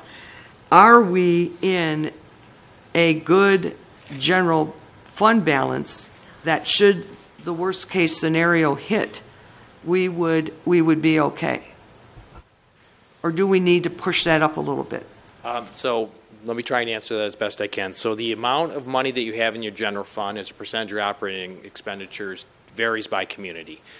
You asked a question, let me answer your first question. How many communities do we work with that actually have a fund balance policy? And I'm going to use the word policy and or practice, because maybe not a formalized policy. And I'd say roughly a third that would have a targeted fund balance policy, and it's usually a fairly broad range. Mm-hmm. So you might see something like between 15 and 40% and would be a fund balance target. Spencer mentioned earlier that it's tough just to look any one year. I think you have to look over a couple years to get a trend to make sure that we're doing this over a couple years. And that's why when you go through the budget process, oftentimes you look ahead on a multi-year budget process, and also you bake into your capital improvement plan. Because I could argue I have communities have built up their fund balance, but their capital improvements have been very minimal. They've done just their deferred maintenance and nothing else, and now they've got some big CapEx coming up that they're going to use that fund balance for. So depending on what the needs are going forward, irrespective of the economy for a moment, would dictate what level of fund balance do you really need. You're in a solid position from a fund balance standpoint, I believe. From a CapEx standpoint, not that all CapEx is going to be funded out of fund balance, because oftentimes debt is issued as well, and that can make sense depending on the size of the CapEx. But it really does vary by community, Maggie. It depends. I don't want to sound like a lawyer, but it does depend. But I think you're in a strong position from a fund balance standpoint. I think it's really important as you go through your budget process that you look out beyond 1 year to see what does that mean from our fund balance, and also make sure the CapEx is a piece of that as well. But we have a mill now that is being dedicated specifically for capital improvements. So to me, I think that's a better way of dealing with capital improvements, is keeping that general fund balance free to be able to deal with the emergencies, the uneventful consequences of a recession, but yet still have a separate fund over here that is taking care of your capital equipment. I'm just not a person that believes in funding capital equipment necessarily from the general fund, because that is your rainy day fund. And clearly, the city used this fund to get through the Great Recession. Yes, no, that's absolutely true. And I would say most communities that we work with would fund CapEx in multiple ways. One could be from capital improvement type funds or capital project funds. That's one way. Some comes out of the general fund as well. And then the third way is they issue debt and then determine the funding source for that debt. So it can be a combination. I do think having some monies in those capital project funds, because you have set those aside purposefully for future CapEx, is a good funding source. There may be some that comes out of the general fund as well. I prefer personally to fund operating expenses out of the general fund and not necessarily as much CapEx or some base level of CapEx perhaps, but anything above that, then you'd use capital improvement funds. And the disclosures now that have to be included with footnotes that are coming in our financial statements with respect to unfunded, liabilities, OPEB liabilities, those.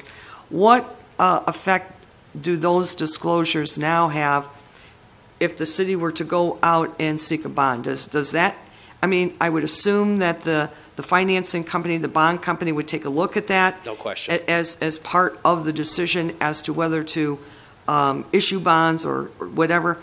But are our finances such that, our disclosures such that it potentially could affect our bond rating? So let me answer that as best I can. I would argue that the bond rating companies, even prior to the disclosures, had a very good sense of what the legacy liabilities were at the communities. I think they had to know that to issue their ratings and determine if they're going to issue the debt. I think the city's in a good position to issue debt at a good rate, personally based on your financials. Your pension fund is over 60% funded, and your OPEB liability is very small on a relative basis. I know you want to get it funded, and it hasn't been funded, and I think that'll be part of the process going forward, but it's a small number from what we typically see at a lot of these communities. So I personally would not be concerned about my bond ratings for South Lyon as your statements stand today. Okay, thank you. You've been extremely helpful, and thank you very, very much. Thank you, Mr. Mayor. Thank you, Mr. Mayor. You know, I just wanted to mention that I've noticed some of these things were on here last year as well. You know, the wire transfer limits, we talked about that. I gave my recommendations based on my banking background. So I don't understand why they're still on there. Cash drawer activities seems like a no-brainer. Put it in a policy and we're done.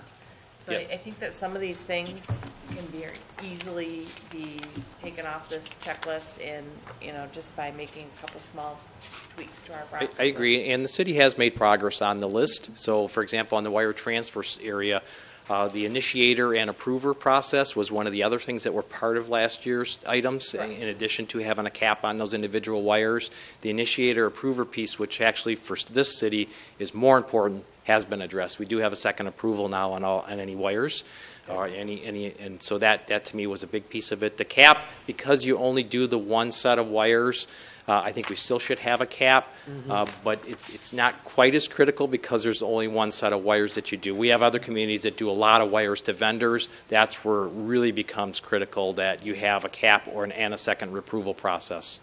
You can set up limits based on how many approvals you need.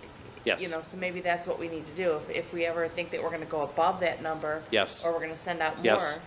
I mean, I think you can actually change it for a period of the year. So if you have high use or higher use or a high use because of property tax remittances in June, July, August, September, you have a higher cap, and then the rest of the year you have something lower. I think it's also possible. With technology now, it can be done. Absolutely. Well, there's limits of, all right, if you go over your limit, then it triggers a phone call from the bank to an individual at the city. So there's different avenues to go for on this control. Right. It's just odd to me that it would be on there more than 1 year in a row. It's an easy checklist.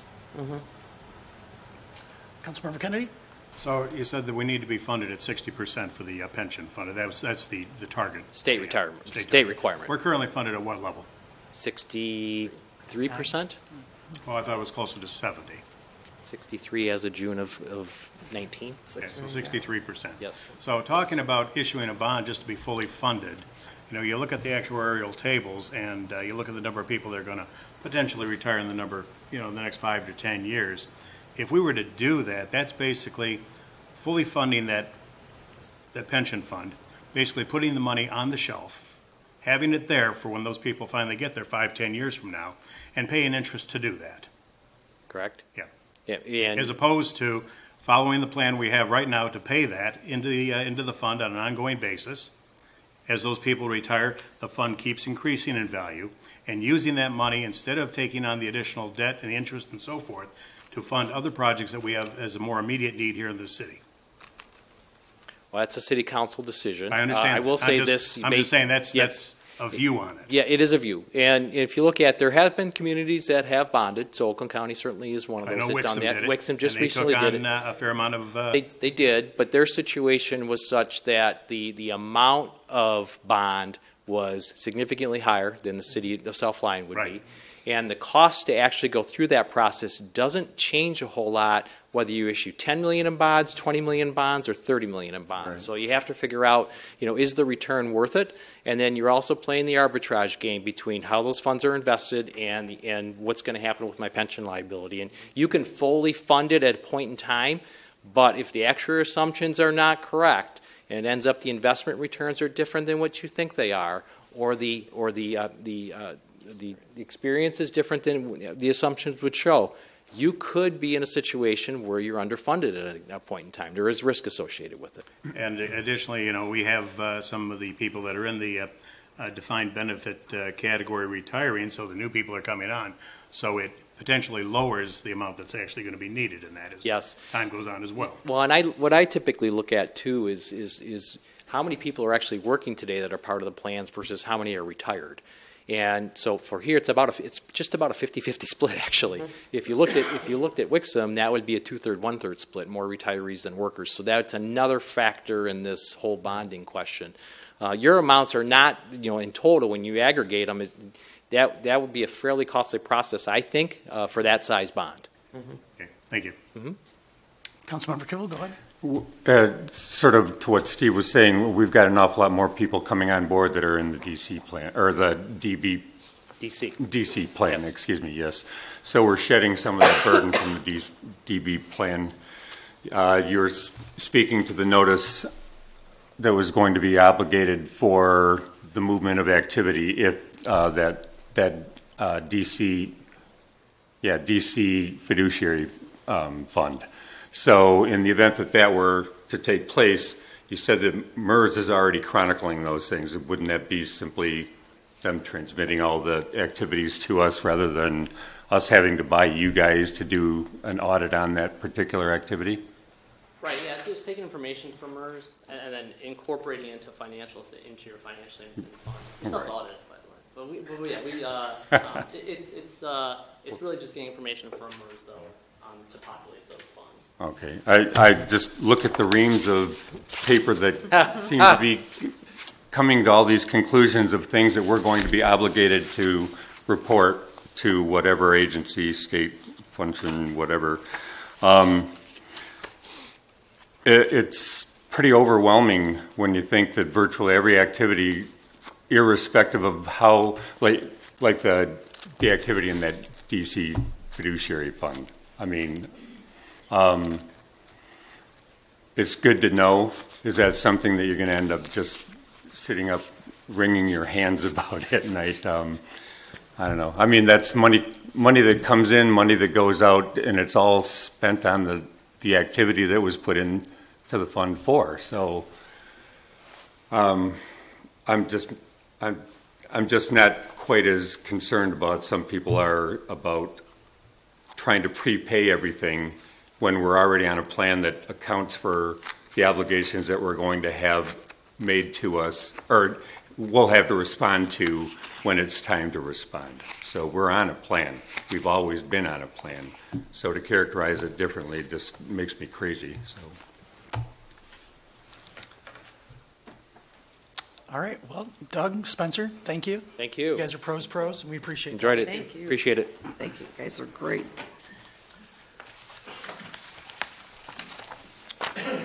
All right, now we will jump into new business. Number one will be McCaddy Park and Volunteer Park Master Plan update. We budgeted $10,000 in the 2019-2020 budget to update the landscape architectural master plan for Volunteer Park and McCaddy Park. We solicited services from Russell Design to update the plan. The firm previously did the plans for both parks. I've attached information regarding the planned services for McCaddy Park at $4,200 and Volunteer Park at $4,700. The recommendation is to approve the landscape and architectural master plan update services agreement for McCaddy Park and Volunteer Park. Funds for this work will be taken out of the Parks and Rec Professional Services account 101-690-801. Mark Russell from Russell Design is here to answer any questions that you may have. Obviously, this was pulled off the agenda, so there must be a couple questions. Thanks for being here. Yeah, absolutely. Again, Mark Russell with Russell Design, 114 Racing Street, Northville. Happy to answer any questions. I know that one question was posed as to where we are in the process and where we're going. We probably kicked this off, Paul, about 4 months ago. Missed a couple of park and rec meetings and what have you, but essentially we're in the infancy state right now, both projects. The biggest change for the volunteer park was essentially flipping, if you all recall, I don't know, do you have the drawings in front of you? You don't? Here, I'll do it. Go ahead. Okay. Thanks, Paul. The biggest change for volunteer park was a demand for baseball fields. And this was a direct conversation we had with Amy from Solera. And that was to essentially push the baseball fields to the north. And the baseball field is currently in the center of the park on this drawing. So we're going to push the baseball fields closer to the existing road that comes in on the north side, and then we're going to transfer these soccer and lacrosse fields to the location where they're currently shown as baseball fields. Okay, so there's a little bit of a process there. We also talked a little bit about another restroom or some facility. In that master plan, we were talking about composting toilets due to the lack of some utilities to the site. Try to keep costs down a little bit. So we're going to discover that a little bit and tweak that a bit. Parking lot's going to probably reduce as much as we can. We still have to be cognizant of the demand of parents and players coming in and out, to service those games. We'll still have a circulating trail system on the north side. The project basically is focusing on the north side. We don't know how many baseball fields we would construct. Essentially what we've done is we've put, initially in the conversation, we have 2 baseball fields to the east and 2 baseball fields to the west of a centrally located parking lot. So that's essentially what's happening with that. Could I ask a question? Is the importance of the ball fields because of the junior leagues? It is, the demand. Yeah. Yep. Have they still got an interest in trying to financially give assistance to? They've talked about that a little bit, and more right. so with Amy than I think the commission. But yep, there is some money there not only for capital improvements, but also for maintenance and operation. I know there's a huge demand for needing more fields. So I don't know what that number is from the junior league, but that's something that we'll explore with Amy and with the commission. Thank you. Councilmember Friesen? Thank you, Mr. Mayor. So I have no problem with this. My only issue is in going to Parks and Rec meetings last year, the concern that arose was that we didn't have the funding to make any of this happen. We have Lyon Township, who has funding, and they have meetings, and they have a volunteer base that is really active, and South Lyon just doesn't have that. So my only concern is if we're moving forward and we're revamping our volunteer McCaddy Park master plan, what's the point if we're not going to fund it? What's the point if we don't have, I mean, it's nice to have it on the books, and it's nice to have something in the future of what we'd like to see, and I'm all in favor of that. It's just hard because what's the point if it has no teeth? Understood. No. Do you want to? Discussions that we had at Parks and Rec had to do with a phasing plan instead of just looking at this as a $5 million project. Right. As I discussed with council during budget session, and also had discussions with Parks and Rec, and Mark's been there for approximately the last year, always coming in and seeing how things are, has been very interested in how this is moving forward, is to start to develop this plan and take this in minor steps. We do have a large volunteer base with the Junior League that are very active in maintaining the fields, as well as making a large contribution, as well as SLERA has a lot of money within their capital improvement fund. We believe that them coupled with us, their dollars, our dollars, the Junior League, and funds we can potentially get through the state, through the rec grants, that we can start to tackle some of these projects on a smaller basis. Not the $5 million project, but let's start to look at what the needs are right now. And the needs are getting baseball fields. So let's look at putting in a gravel parking lot. Let's look at it putting in 1 or 2 fields. Let's see what kind of money that we can leverage with all of these groups together to start this plan forward, because we cannot do it just by saying, hey, we have a $5 million wish list, hey, let's start collecting money and put up a tote board. We realize that's not going to happen. So that's why we're going to start to do this in an incremental approach and a planned approach based upon what the needs are within the community. Paul, I really like that approach, and I love that idea. Is there a schedule to keep us on track? Well, that's part of this, is that we are talking about what these costs are going to be. Mark's been working with Parks and Rec and talking, and every time we have a meeting, we talk about McCaddy Park and Volunteer Park. And as we start to develop this plan, let's look at how we can do this, what the funds are available, where we can leverage to get those funds in order to make something like this happen, to get the community on board, to show that this is what you need based upon what SLERA is telling us. And they're telling us that baseball fields are the #1 need, so let's start working at it. Okay, so I like that we have a funding idea in motion to make this happen, because we need it. And it would bring a lot of revenue to the city of South Lyon if this was underway. In one of my opinions, I think you had asked us at the very beginning of the year, what is a priority for you as a council member? Volunteer Park was my #1 hit. Volunteer Park is huge for us. If we can get this going, it'll bring revenue to the city of South Lyon. I mean, there's so many good things that will come from it. I just want to make sure that it's clarified for the record. If we're moving forward with a plan to update McCaddy and Volunteer Park, it can't be like it has been in the past. It can't just sit. Because unfortunately, if it sits, we're going to have to come back here a couple of years later and update it again and spend $10,000 to do it. We need to have some type of schedule, which I know you said we've got the ball rolling now, to find sponsors, to find grants, to make sure that we're staying on track to make this come alive. That's my only concern. And then my second question was, what is the extent of the Parks and Rec committee? What's their involvement? Are they being able to, because I see in here they only have 1 or 2 meetings that they're involved in? I'll be at as many meetings as I need to be. Okay. I mean, that's how it has always been, and I have no problem seeing it through.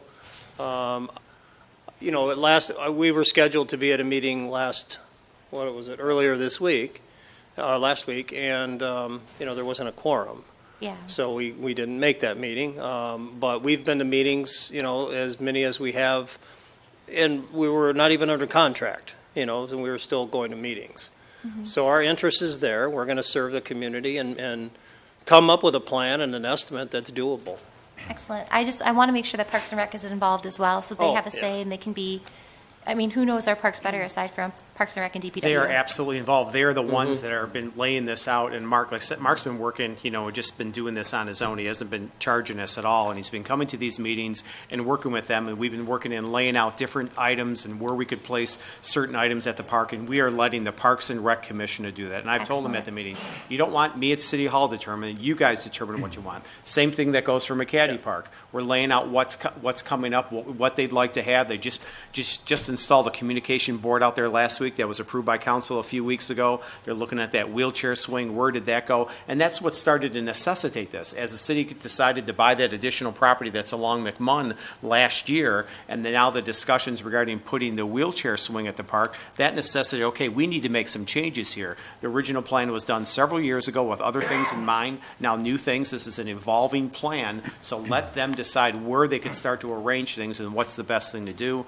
This year's money for doing the demolition of the building, so let's start to look at what they really want, and we're letting them do it, and we're just trying to help facilitate the process. That's it. That's exactly right. We are asking the commission to come up with a program for the park, for McCaddy Park particularly. I think the program is pretty well set.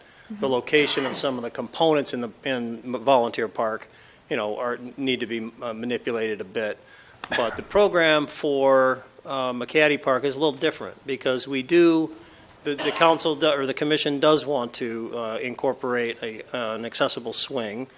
They do want to incorporate accessible routes from parking lots to various features, not just the accessible swing, but features within the park.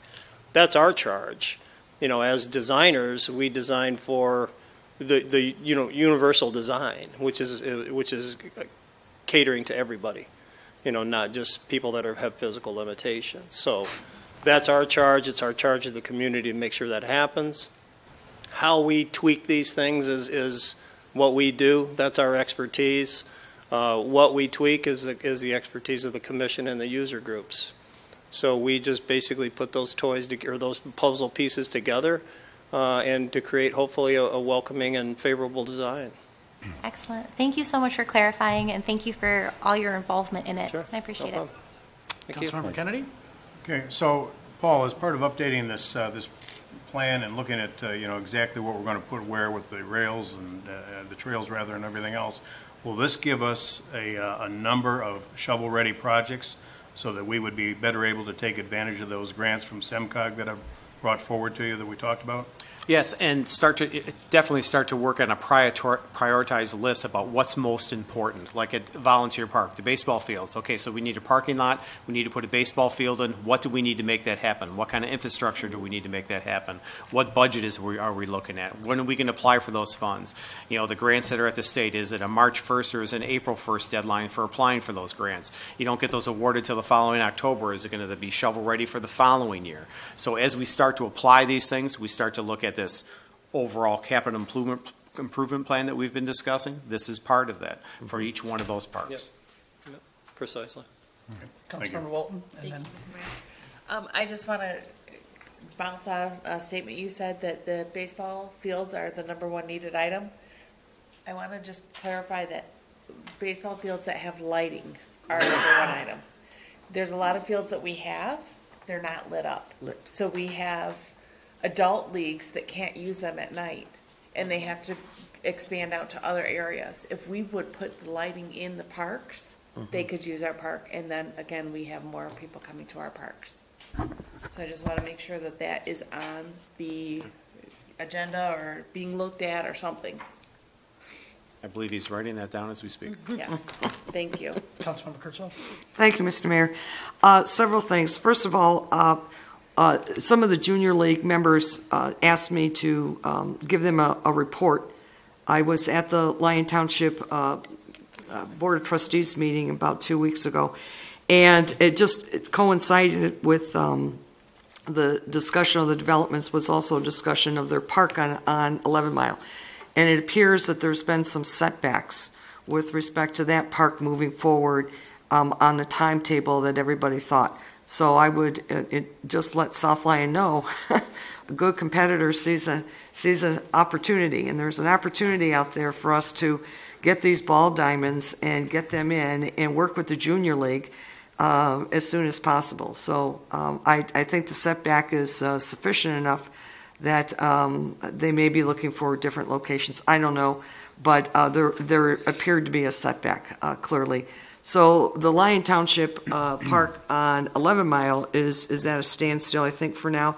I don't know if they are going to be returning money that they collected from the Friends of the Park. At this point, I don't know to what extent it is completely off the table. I don't have those answers. But I do know that a large donation was scheduled to be returned back to the donor because they were not able to meet a timetable. So I think that this is an opportunity for South Lyon to move forward with this. I sat on the Park and Rec Commission years and years ago. Jeff Potter, a great mayor who was here in the city, appointed me first to the Park and Rec Commission. And, here we are 20 years later. Still trying to get it developed. But I think now there's a plan and a strategy in place where, Paul, I like what you're talking about. You don't have to do it all at once. You can do it piecemeal, but let's start that momentum and get it going. And Mark, if you could, we were talking before the meeting, if you could just chat a little bit about some grants, what that timetable is, and maybe if you could get back with Paul about what's going on in Ipsy Township where they got the money for that skate park. Yeah, I'll do that. Okay, I'll thanks. do that for sure. Besides the SIMCOG grant that Councilmember Kennedy spoke of, there are grants available at the DNR.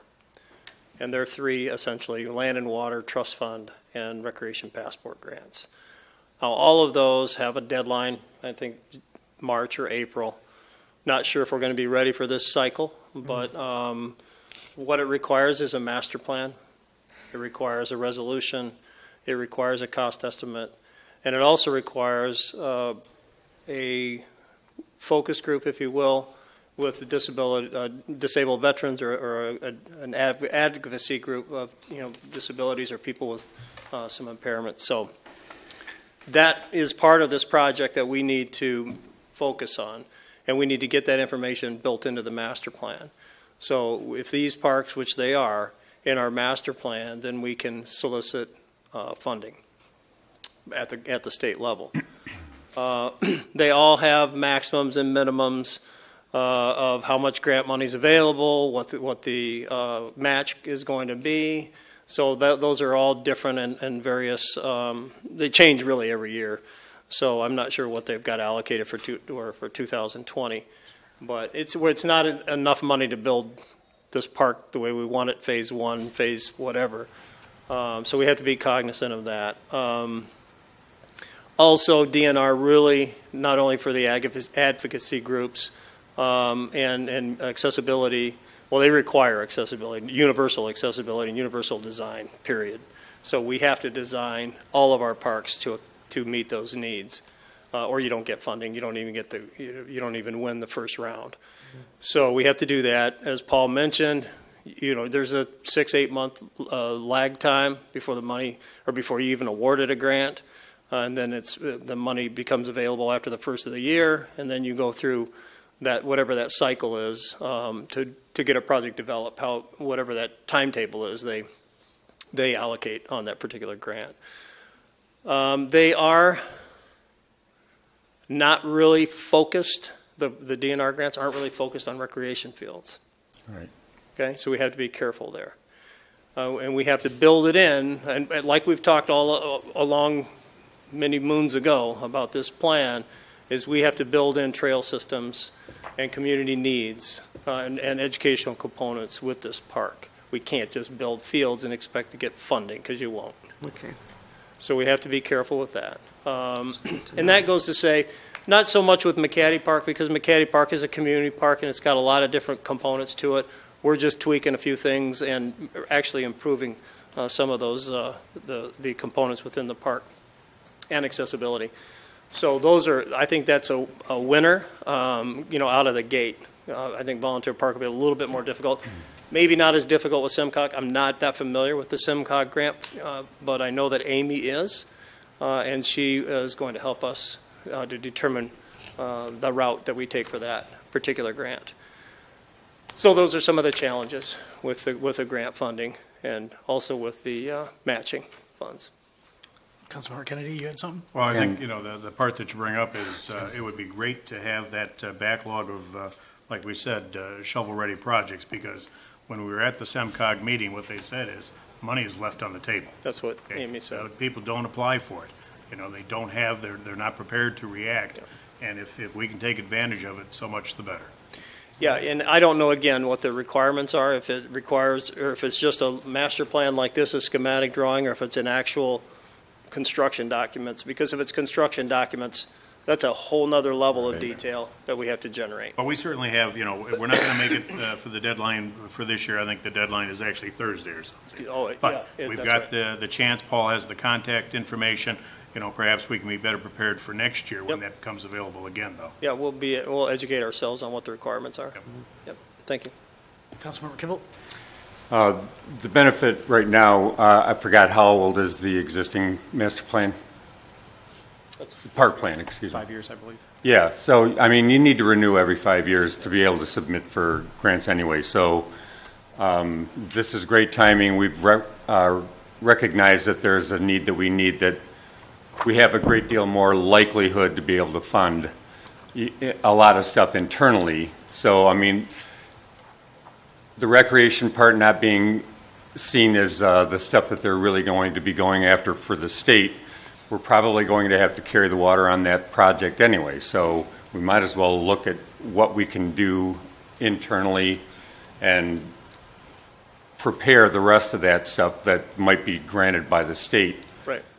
So, we can end up getting stuff up and running on our own dime, Yep. and then let the state help us out with some of the other Absolutely, stuff down the yeah. road. So. And probably more favorably they would look at that, because you've got some momentum. More skin in the game, yeah. Exactly. Right. Yep. And we will continue to look at all the available grants that are out there. I've obtained one of the land and water conservation grants for building a restroom facility within a park. Sure. So there's a lot of different things that you There's supplemental stuff, yeah. actually do. And the Parks and Rec Committee have been great. They've been having a lot of ideas, talking about things. Mark's been talking about laying out things, bringing in paper and overlaying what's the best thing to do at which particular park.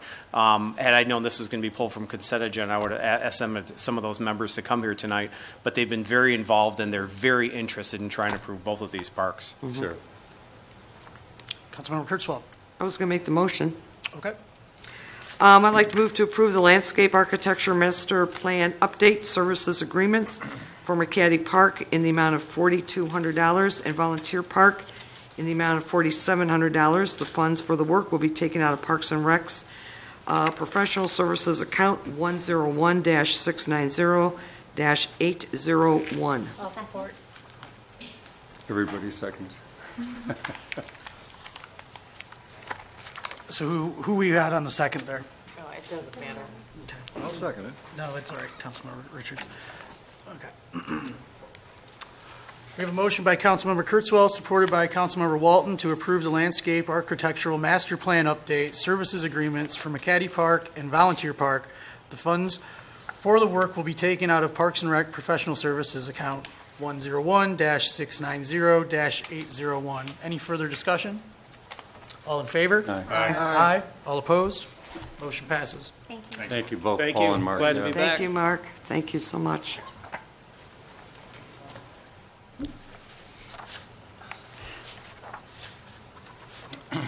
Chief Sovic, new business number, thank you.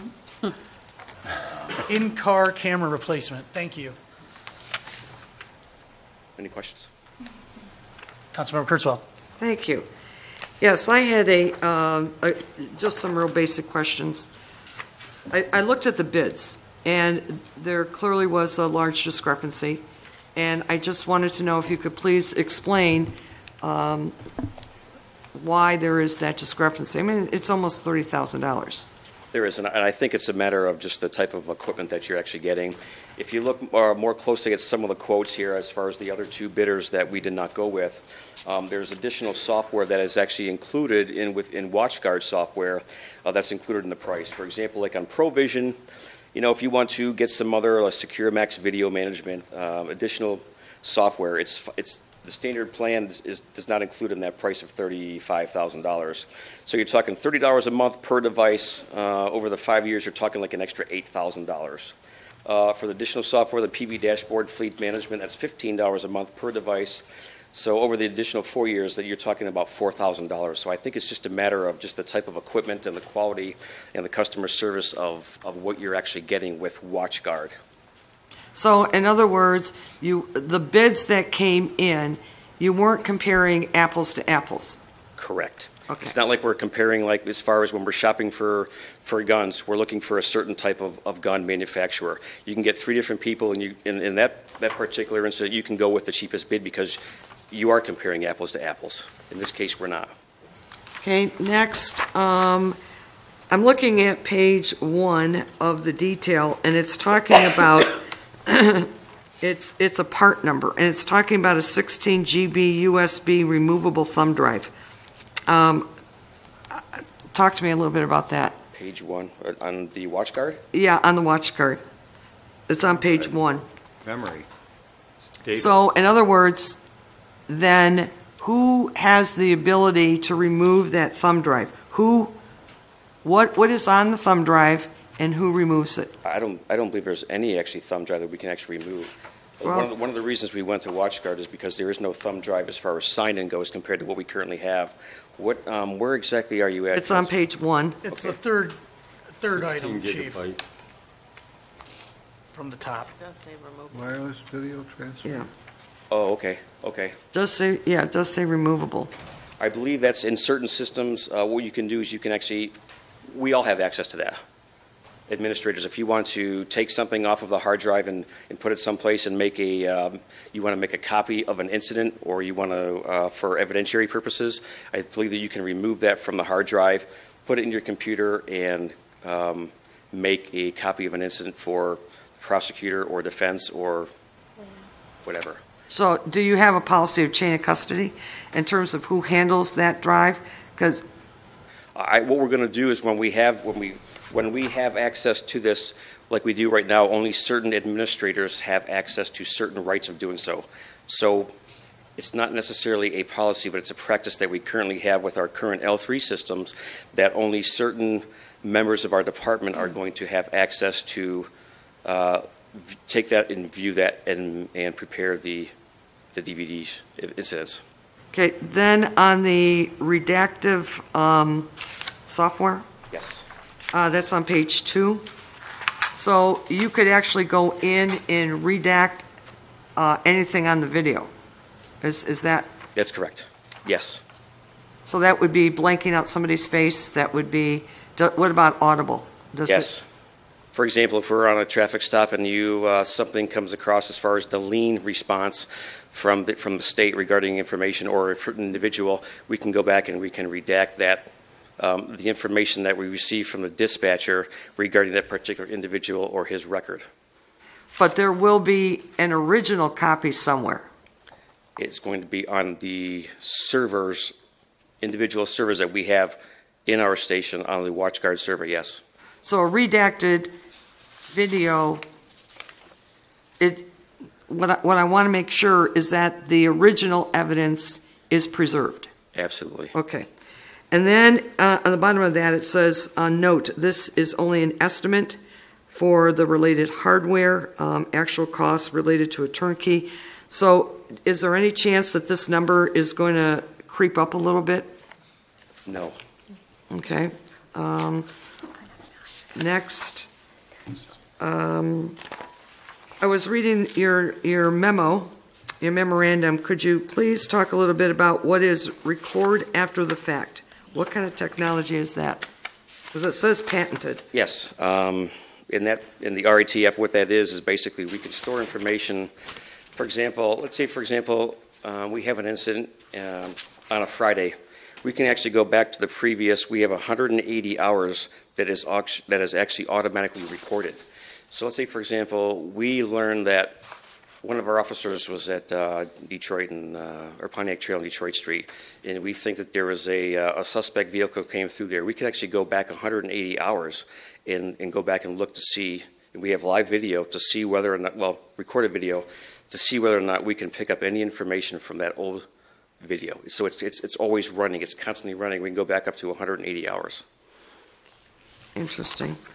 I was glad to see that this technology is also used by the Oakland County Sheriff and the Michigan State Police.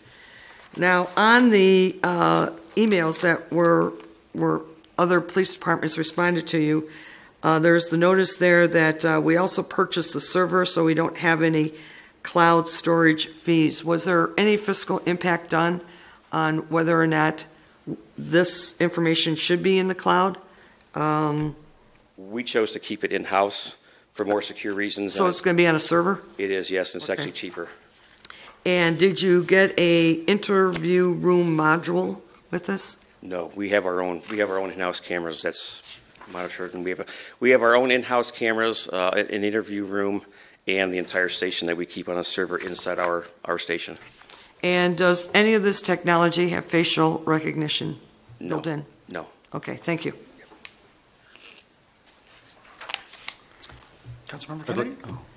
Chief, I just want to thank you for the due diligence that you and Lieutenant Bakke did in putting together the package here. I think you did a great job.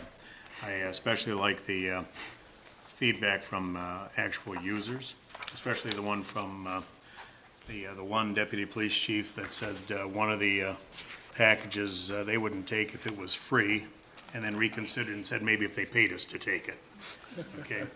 Also, what I really appreciate is the fact that when you make a purchase like this, it's more than just the initial purchase cost.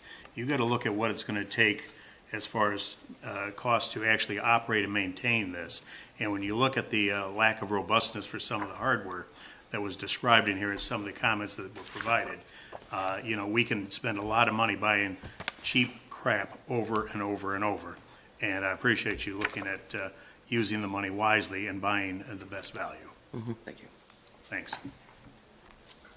Councilmember Kivel. I'd like to make a motion that we approve the purchase of the in-car cameras from manufacturer WatchGuard in the amount of $63,138. I'll second.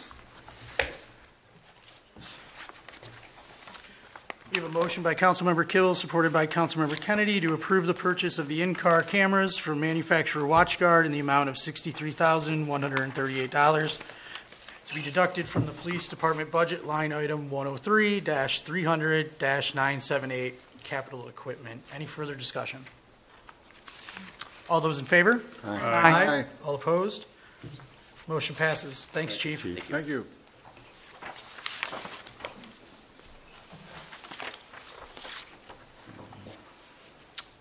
New business number 3 this evening, corrective action plan. Public Act 202 of 2017 requires underfunded local units of government to develop and submit for approval a corrective action plan for retirement, health care, or health benefit plans.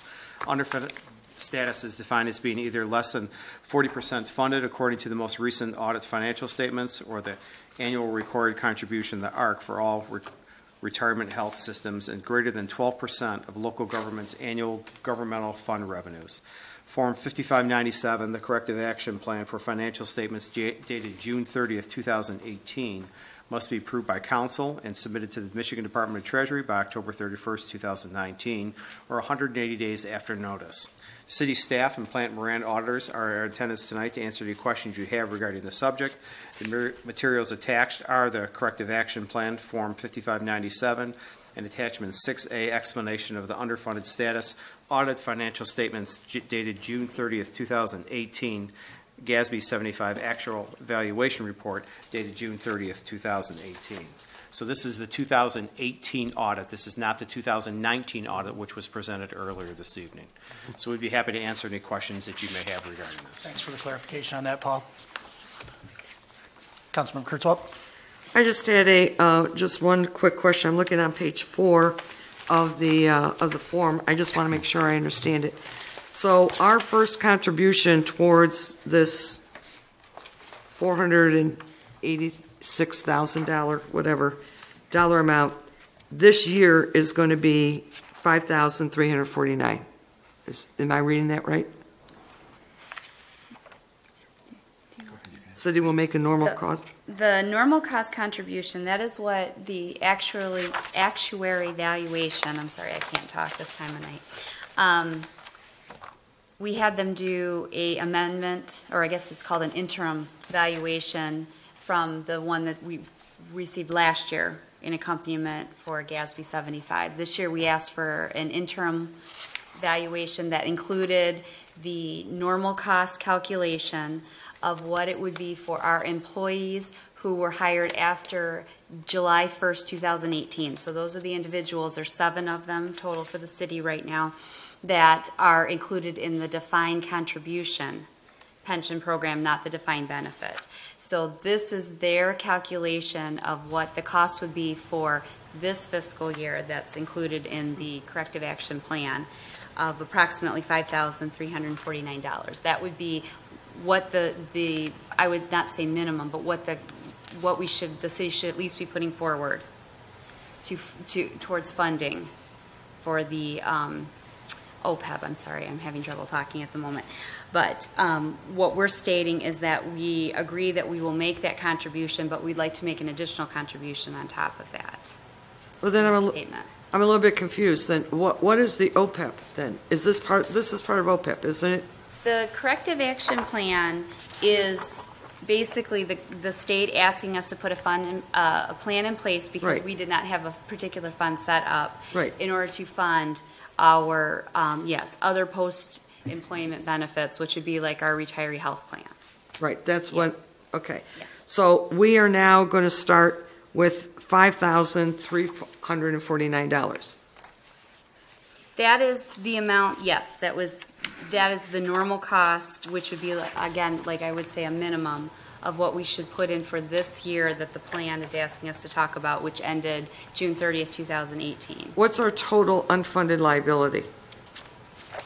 The total unfunded was the 500 and I don't have the total number. It's 45,000, something like that. 545,000. Okay. So this contribution here is not going towards paying down that unfunded portion.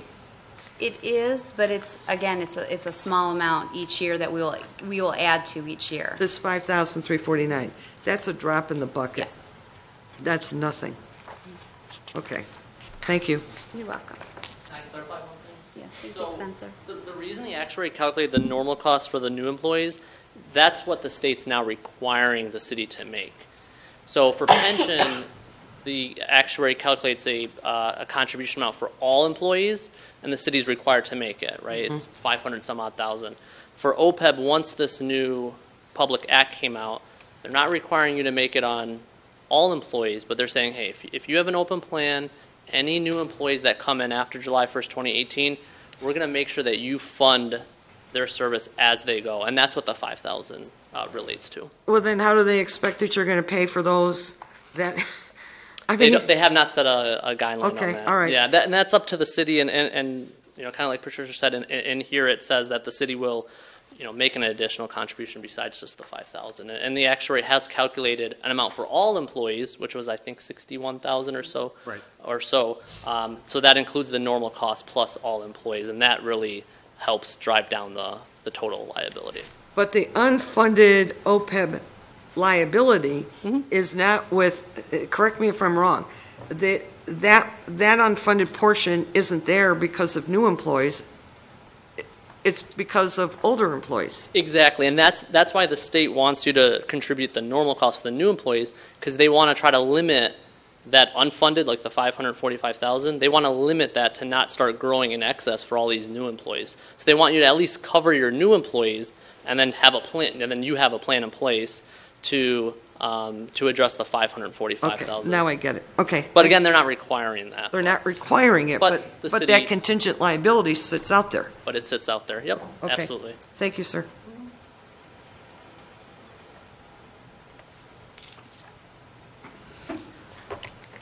I would like to move to approve Form 5597, Corrective Action Plan Retirement Health Benefits for Public Act 202 of 2017. I'll support. We have a motion by Councilmember Kurtzwell, supported by Councilmember Walton, to approve Form 5597, Corrective Action Plan, Retirement Health Benefits for Public Act 202 of 2017. Any further discussion? No. All in favor, say aye. Aye. Aye. All opposed? Motion passes. Again, thank you to our friends from Plant Moran. Thank you.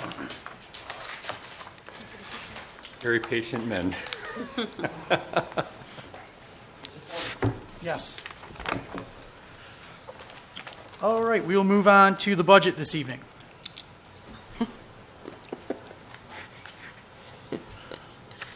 We good on the budget this evening? Okay. We'll move on to the manager's report. Paul.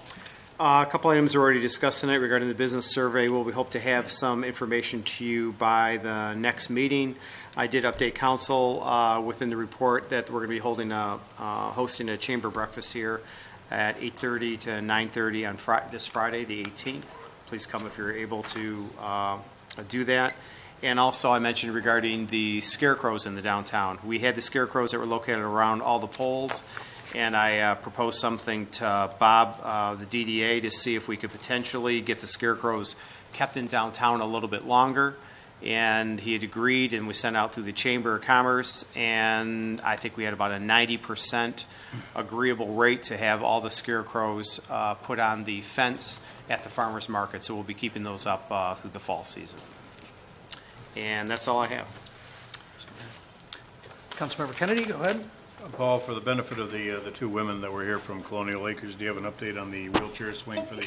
Yeah, I spoke with them at a prior meeting to update them that we will be going out for bid based upon the request from the Parks and Rec Commission to include the exact item that they want to have bid and the exact area that we want to have it.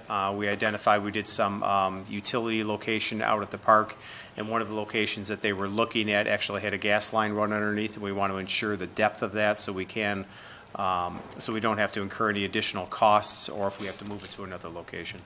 Okay, thank you. Councilman Richards, go ahead.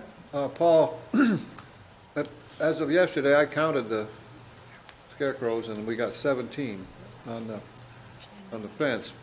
At some point in time before Thanksgiving or through the Halloween season or whatever, are they going to be up for sale? Offer 10 people can buy them, $10 a piece or something? That'll be up to the individuals who created them. In prior years, we located them down at the DPW garage, and they came and picked them up. They use them for whatever needs that they have. Notice express that, but that doesn't mean we can't look at doing something like that in the future where somebody can potentially bid on them. Okay, that's all. Yeah. Anyone else have anything for Paul tonight? Thanks, Paul. This time we'll open the floor for public comment. Please remember to state your name and address, and remember that we have a 2-minute time limit. Hi, Joe Matusik, 329 Lyon Boulevard. I'm here on behalf of the Cultural Arts Commission. I just wanted to invite all of you and all citizens to our event on Wednesday afternoon, which is a poetry walk as part of our poetry and business project will be, we've had 8 different poets from throughout the state, 3 local, 5 elsewhere, nice split between men and women, 4 and 4, create poems around the themes of the businesses that have participated in this project, who are True Value Hardware, 10 Penny Furniture Store, A&E Jewelers, South Lyon Cycle, The Corner Cafe, Norm's Total Auto Repair, East Lake Dentistry, State Farm Insurance Agency, and all of these have been blown up into poster-sized 24 by 36 pieces that the businesses will be displaying for at least the next 3 months. They've been built so that they can actually be, they should exist for about 5 years before they start to deteriorate. So we really love the idea of people wandering around and wandering into these businesses and seeing something out of left field that these poets have created. They're all very different. They don't look the same. They don't sound the same. What we'll be doing starting at 3 o'clock on Wednesday is walking around to each of these businesses, where each business will have an opportunity to talk about their business and what they do, with potential new customers who would be wandering in, trooping in, and then we'll have the poet who wrote the piece there read the piece, and we'll sort of, we've had the garden walk down here, so here's a poetry walk to go through and do that. You may also have seen downtown, we have, thanks to all the great work with DPW and with Bob and Paul, we have various pieces of artwork that are now up downtown. There's 8 of them downtown. On November 15th in the afternoon, we'll walk through and do a art walk and talk about each of those pieces. So again, we invite all people to come out for that. Excellent. Thank you. What a great time.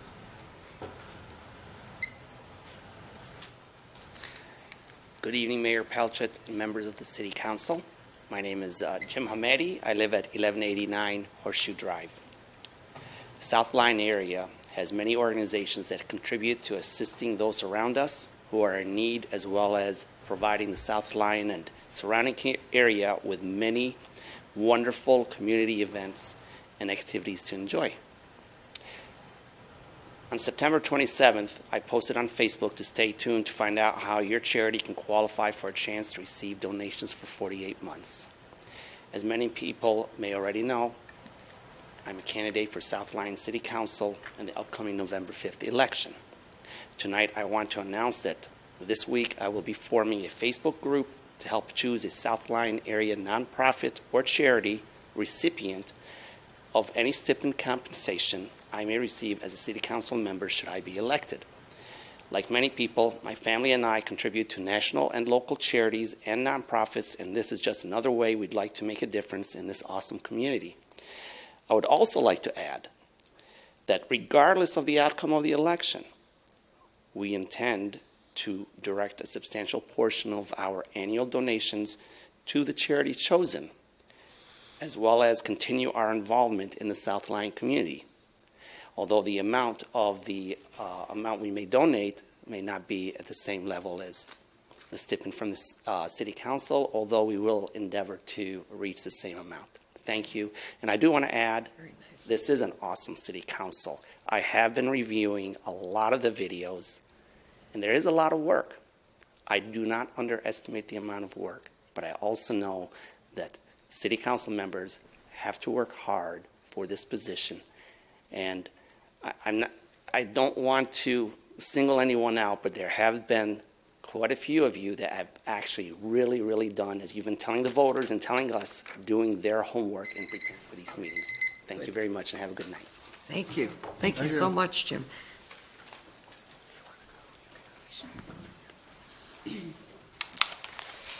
Okay, we will close public comment.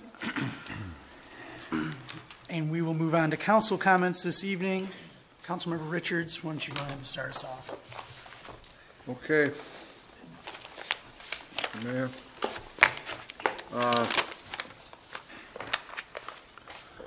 I like to throw a positive swing on things when I bring up something that's good that's happening in our community. And have any of you seen Brookdale Square? I'm absolutely amazed, okay, at what's going on out there with the it's brickwork and cut limestone and decoration that they're putting into those buildings out there. I think I mentioned it the last time, but I'm continually observant of that, and I think it's marvelous. Certainly an asset to our community. I attended the last DDA meeting. That's something I rarely do. I've only been to a few of them, and I was very impressed with some things that were in the agenda and the work that they're covering, and I hope that I can get more information as we go along.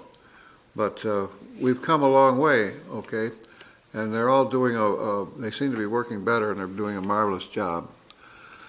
On the next part, I would like to say, our friends at Lyon Woods Trailer Park have, this has been mentioned in the manager's report, redid the parking lot. They own the parking lot of the plaza where the laundromat is uptown. And as last I knew of, last spring when I talked to them, they didn't have the funds coming in available to redo that parking lot this year. Well, all of a sudden, whoopee, we got it. Okay, it looks beautiful. And it's a fine texture to the asphalt that was laid and markings on it. It's wonderful. I want to mention, next one I want to mention is the Marathon gas station. The paper you've got in with your packages, I encouraged the proprietor to come up with that, and I would submit it to council.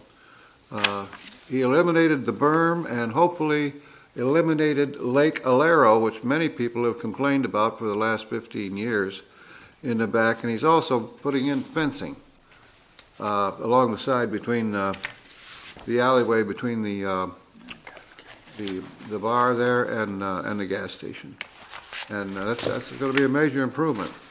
Also, hats off to Mr. Gene Carroll. Some of you know him on the DDA, but most of you don't know him because he doesn't show up for anything else. Okay, but he's a major property owner in this town, and the building where the bakery is, the house on the corner, the gray house, 113 Liberty, the buildings in back of the gas station, and he's made some efforts to do some property improvement, which I'm very much appreciative of, and hope he can keep going on that. I could keep going on about small things that have been happening in this town, but basically it'd go on too long. I don't want to take up your time. I want to mention something here that might be a little bit on the controversial side, okay, that I've been working on for quite a while, and I'm very serious about. I think we need to look at hiring an outside attorney for our council information, and not in the short term, but in the long term here. And not necessarily sooner, but a little more later, okay? And I want some input from our attorney that we have here from Johnson Rosati, if she would assist us, or maybe Kathy Crawford's office would assist us. But somewhere along the line, we're going to need some help in the future here with our affairs with the tube mill. And I'm dead serious about this. There's only two people on in this council that have any concept of corporate psychology, and I'm not one of them, okay? And we're going to need help in the future. We're responsible for the protection of the citizens of this town.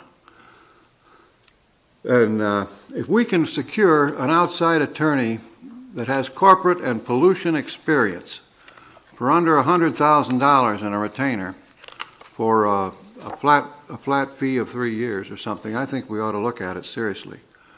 And this isn't going to come up again until a little bit later, but I want to broach this subject and make sure that everybody's aware of it, because we're the last line of defense for this community.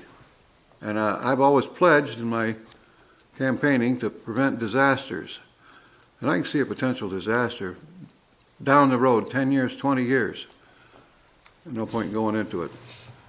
Thank you very much. Thank you, Councilmember Richards. Councilmember Walton? Thank you, Mr. Mayor. I really don't have much to say tonight. I just want to thank the young stewards who helped to decorate the Little Free Library over in McCady Park, getting it ready for the Halloween season. It's one of my favorite things to stop and take a peek at, see what books are in there, adults and children. But I love seeing the kids run up to the park and they see how it's decorated and they really enjoy it. So I just thank you to those young kids who take care of that and maintain it and keep it going. And other than that, everyone have a great night. Thank you, Councilmember Walton. Thank you for being a trooper tonight, too. Thank you. Councilmember Parisian, go ahead. Thank you, Mr. Mayor. Okay, just a couple of things. My regular mantra, volunteer. We still need volunteers for, I think our DDA is full, but we have Parks and Rec, we have Cable Commission, arts, cultural arts. We have a few vacancies that we need filled on cultural arts, which is such a cool commission. And there's so many things that are coming down the pipeline with you guys. It's really impressive to see what you're doing. And with that being said, I think the paintings that are downtown look fantastic. So just a little bit of culture added to our downtown. It's charming. But please volunteer if you know people who are interested in your community that want to engage and get involved. This is a great way to start collaborating and start getting an understanding of local government and who the key players are. Get involved. Ladies' Night Out. Mark your calendars for November 15th. It begins at 5, ends at 9 p.m. Our local businesses downtown are all a part of it. So take the time, enjoy it. We have some really cute downtown boutiques. Let's see. Oh, what else do I have? Oh, my other mantra. How could I forget? So do your homework.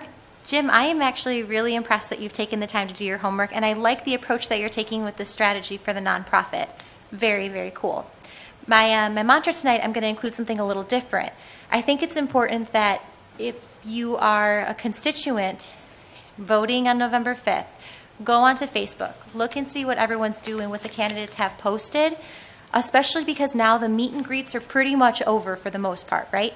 So if you didn't get the opportunity, if you were working, if you were busy, whatever it is, to meet with a candidate, go and see what their Facebook pages stand for, what they say. Do they align with your values? Do you have questions? If so, shoot them a message. Let them know, hey, listen, I'd like to meet with you for coffee, or I'd like to discuss these issues with you. Are you going to be an advocate for me?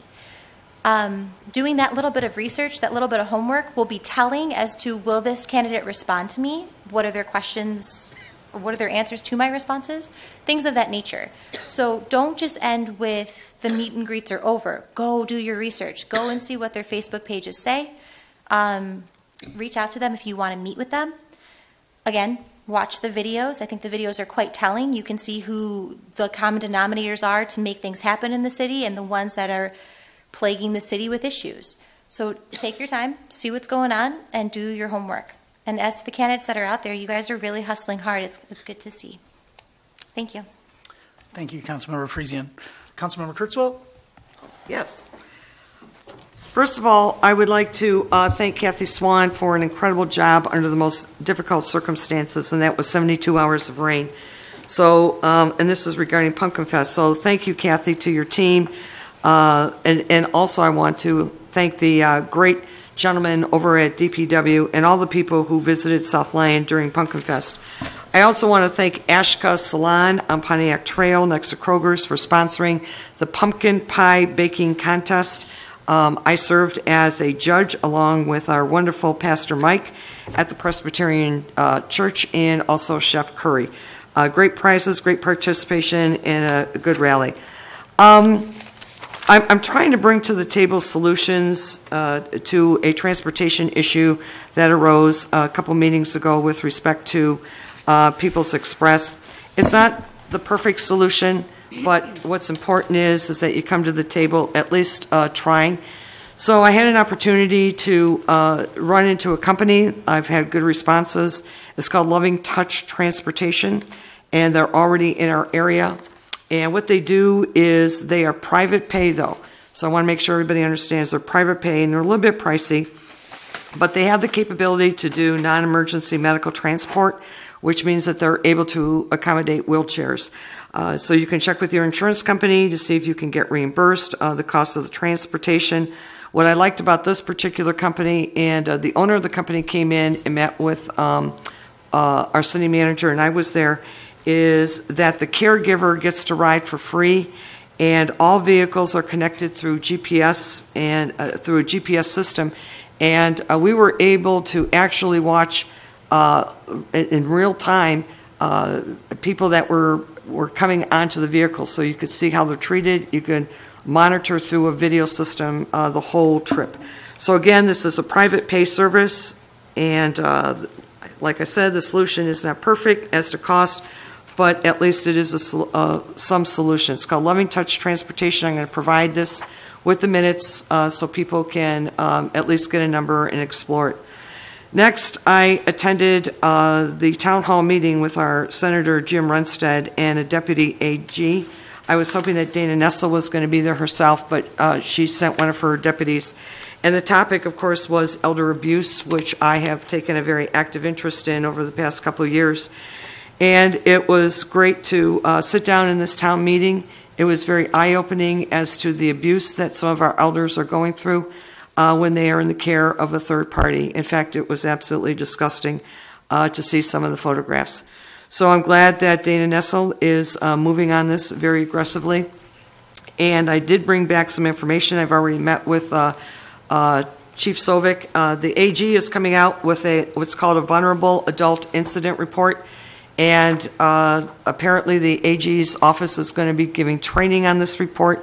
I do want to say that this is the first time, in my knowledge, that the South Lyon Police Department is going to take an active role in beginning to monitor allegations of elder abuse. And it's not only elder abuse, but it's financial exploitation regarding our seniors. And for our South Lyon Police Department to take an active role in beginning in this unfortunate journey of what happens to some of our seniors, I think is very commendable to the path that the South Lyon Police Department is moving in with respect to the future. So I have that available. One of the other things that I found very interesting is that we have Senate Bill 77 is being presented into the legislature, and this is regarding providing cameras in a nursing home. I hope this gets passed. If anybody is interested, please call Jim Runstead or any other legislature that you know in Lansing that can assist in getting this passed also. Probably the most important information that I obtained from this seminar, this town hall a couple weeks ago, was from the Michigan Long-Term Care Ombudsman Program. So if you have a question about long-term care, if you want to know what your rights are when you move into a nursing home, please call them. Their confidential line is free. That number is 1-866-485-9393. Phenomenal resources that this organization has. I brought with me tonight just a stack of pamphlets and programs and things like that I picked up from that morning town hall. And I can't thank, Dana Nessel enough and Jim Runstead for putting this program on. It was so informative. Many law enforcement people were in attendance. It was just very, very good. Finally, I will have some information to report regarding my personal campaign to contact state legislatures in an attempt to convince them that taxing people's pension is a really bad idea. I'll have that at the next meeting. There is some movement on this front. It's not fast enough for me, but details on this issue are coming. I'm hopefully encouraged by some of the progress that is going to be made to begin eliminating some of that tax on to So I wanted to report that also. So other than that, have a great week. Enjoy everything. Get here to City Council, to City Hall on Friday, and have some donuts and enjoy the chamber. And that's it. Thank you very much, Mr. Mayor. Thank you, Councilmember Kurtzwell. Councilmember Kivel? A lot of what Bob had said during his shtick about the moving of the rock was, it was a very interesting time. It was really nice to see people come together. It was well represented by vets, by just citizens, by just people that were kind of interested in finding out what on earth is a crane doing downtown. But it was an exciting thing, and it was fun to see that everybody rallying together, problem solving on the fly when the straps broke, and all of a sudden everyone's thinking, are we here for no reason? So thank goodness for MST and Mr. Ledbetter. So, and to watch our DPW guys that are really skilled operators, that was really cool too. So I think this whole thing is going to end up being a great deal more precious to this community than what meets the eye right now. I mean, going from parking lot in the downtown to this more pristine area over at the park seems like a natural transition, but I think once all the amendments are done, it's going to actually be amplified beyond what people are thinking it will be. I also wanted to, I was sorry to hear that a neighbor of ours, Margie Thomas, had passed away, a lifelong resident of South Lyon. She's gone to join her husband, Fred. A couple sweet people that'll be missed a great deal. And I wanted to mention that I don't know how many people are tracking what's going on at the RCA building, but you know, Mr. Borgman has really been doing a great job of pulling things together over there. All the contractors are doing their work. They were working on the upper cornice today. It's going to be a very, very attractive building and quite an asset, and it's really nice to see that Annie is going to be able to take advantage of that interior. So I'm really looking forward to that. I'm hoping that her schedule can be fulfilled. It sounds like a pretty ambitious one, but nonetheless, that will be very cool. So I did want to make mention also, Bob had mentioned it earlier, but the Downtown Kids Trick or Treat on October 24th from 6 o'clock until 8:30. It's a Thursday. So all the little kiddies are always a lot of fun to watch them running around, watch the dancing in the middle of the street. So that's a good time too. So that's all I had. Thank you. Thank you, Councilmember Kivel. Councilmember Kennedy? Just a couple of things. First, I want to remind residents that now that fall's here, the city will vacuum up leaves for the residents raked to the curb. Residents in single-family homes should place unbagged leaves in the street next to the curb, and the city will pick them up. Do not place anything other than leaves in those piles.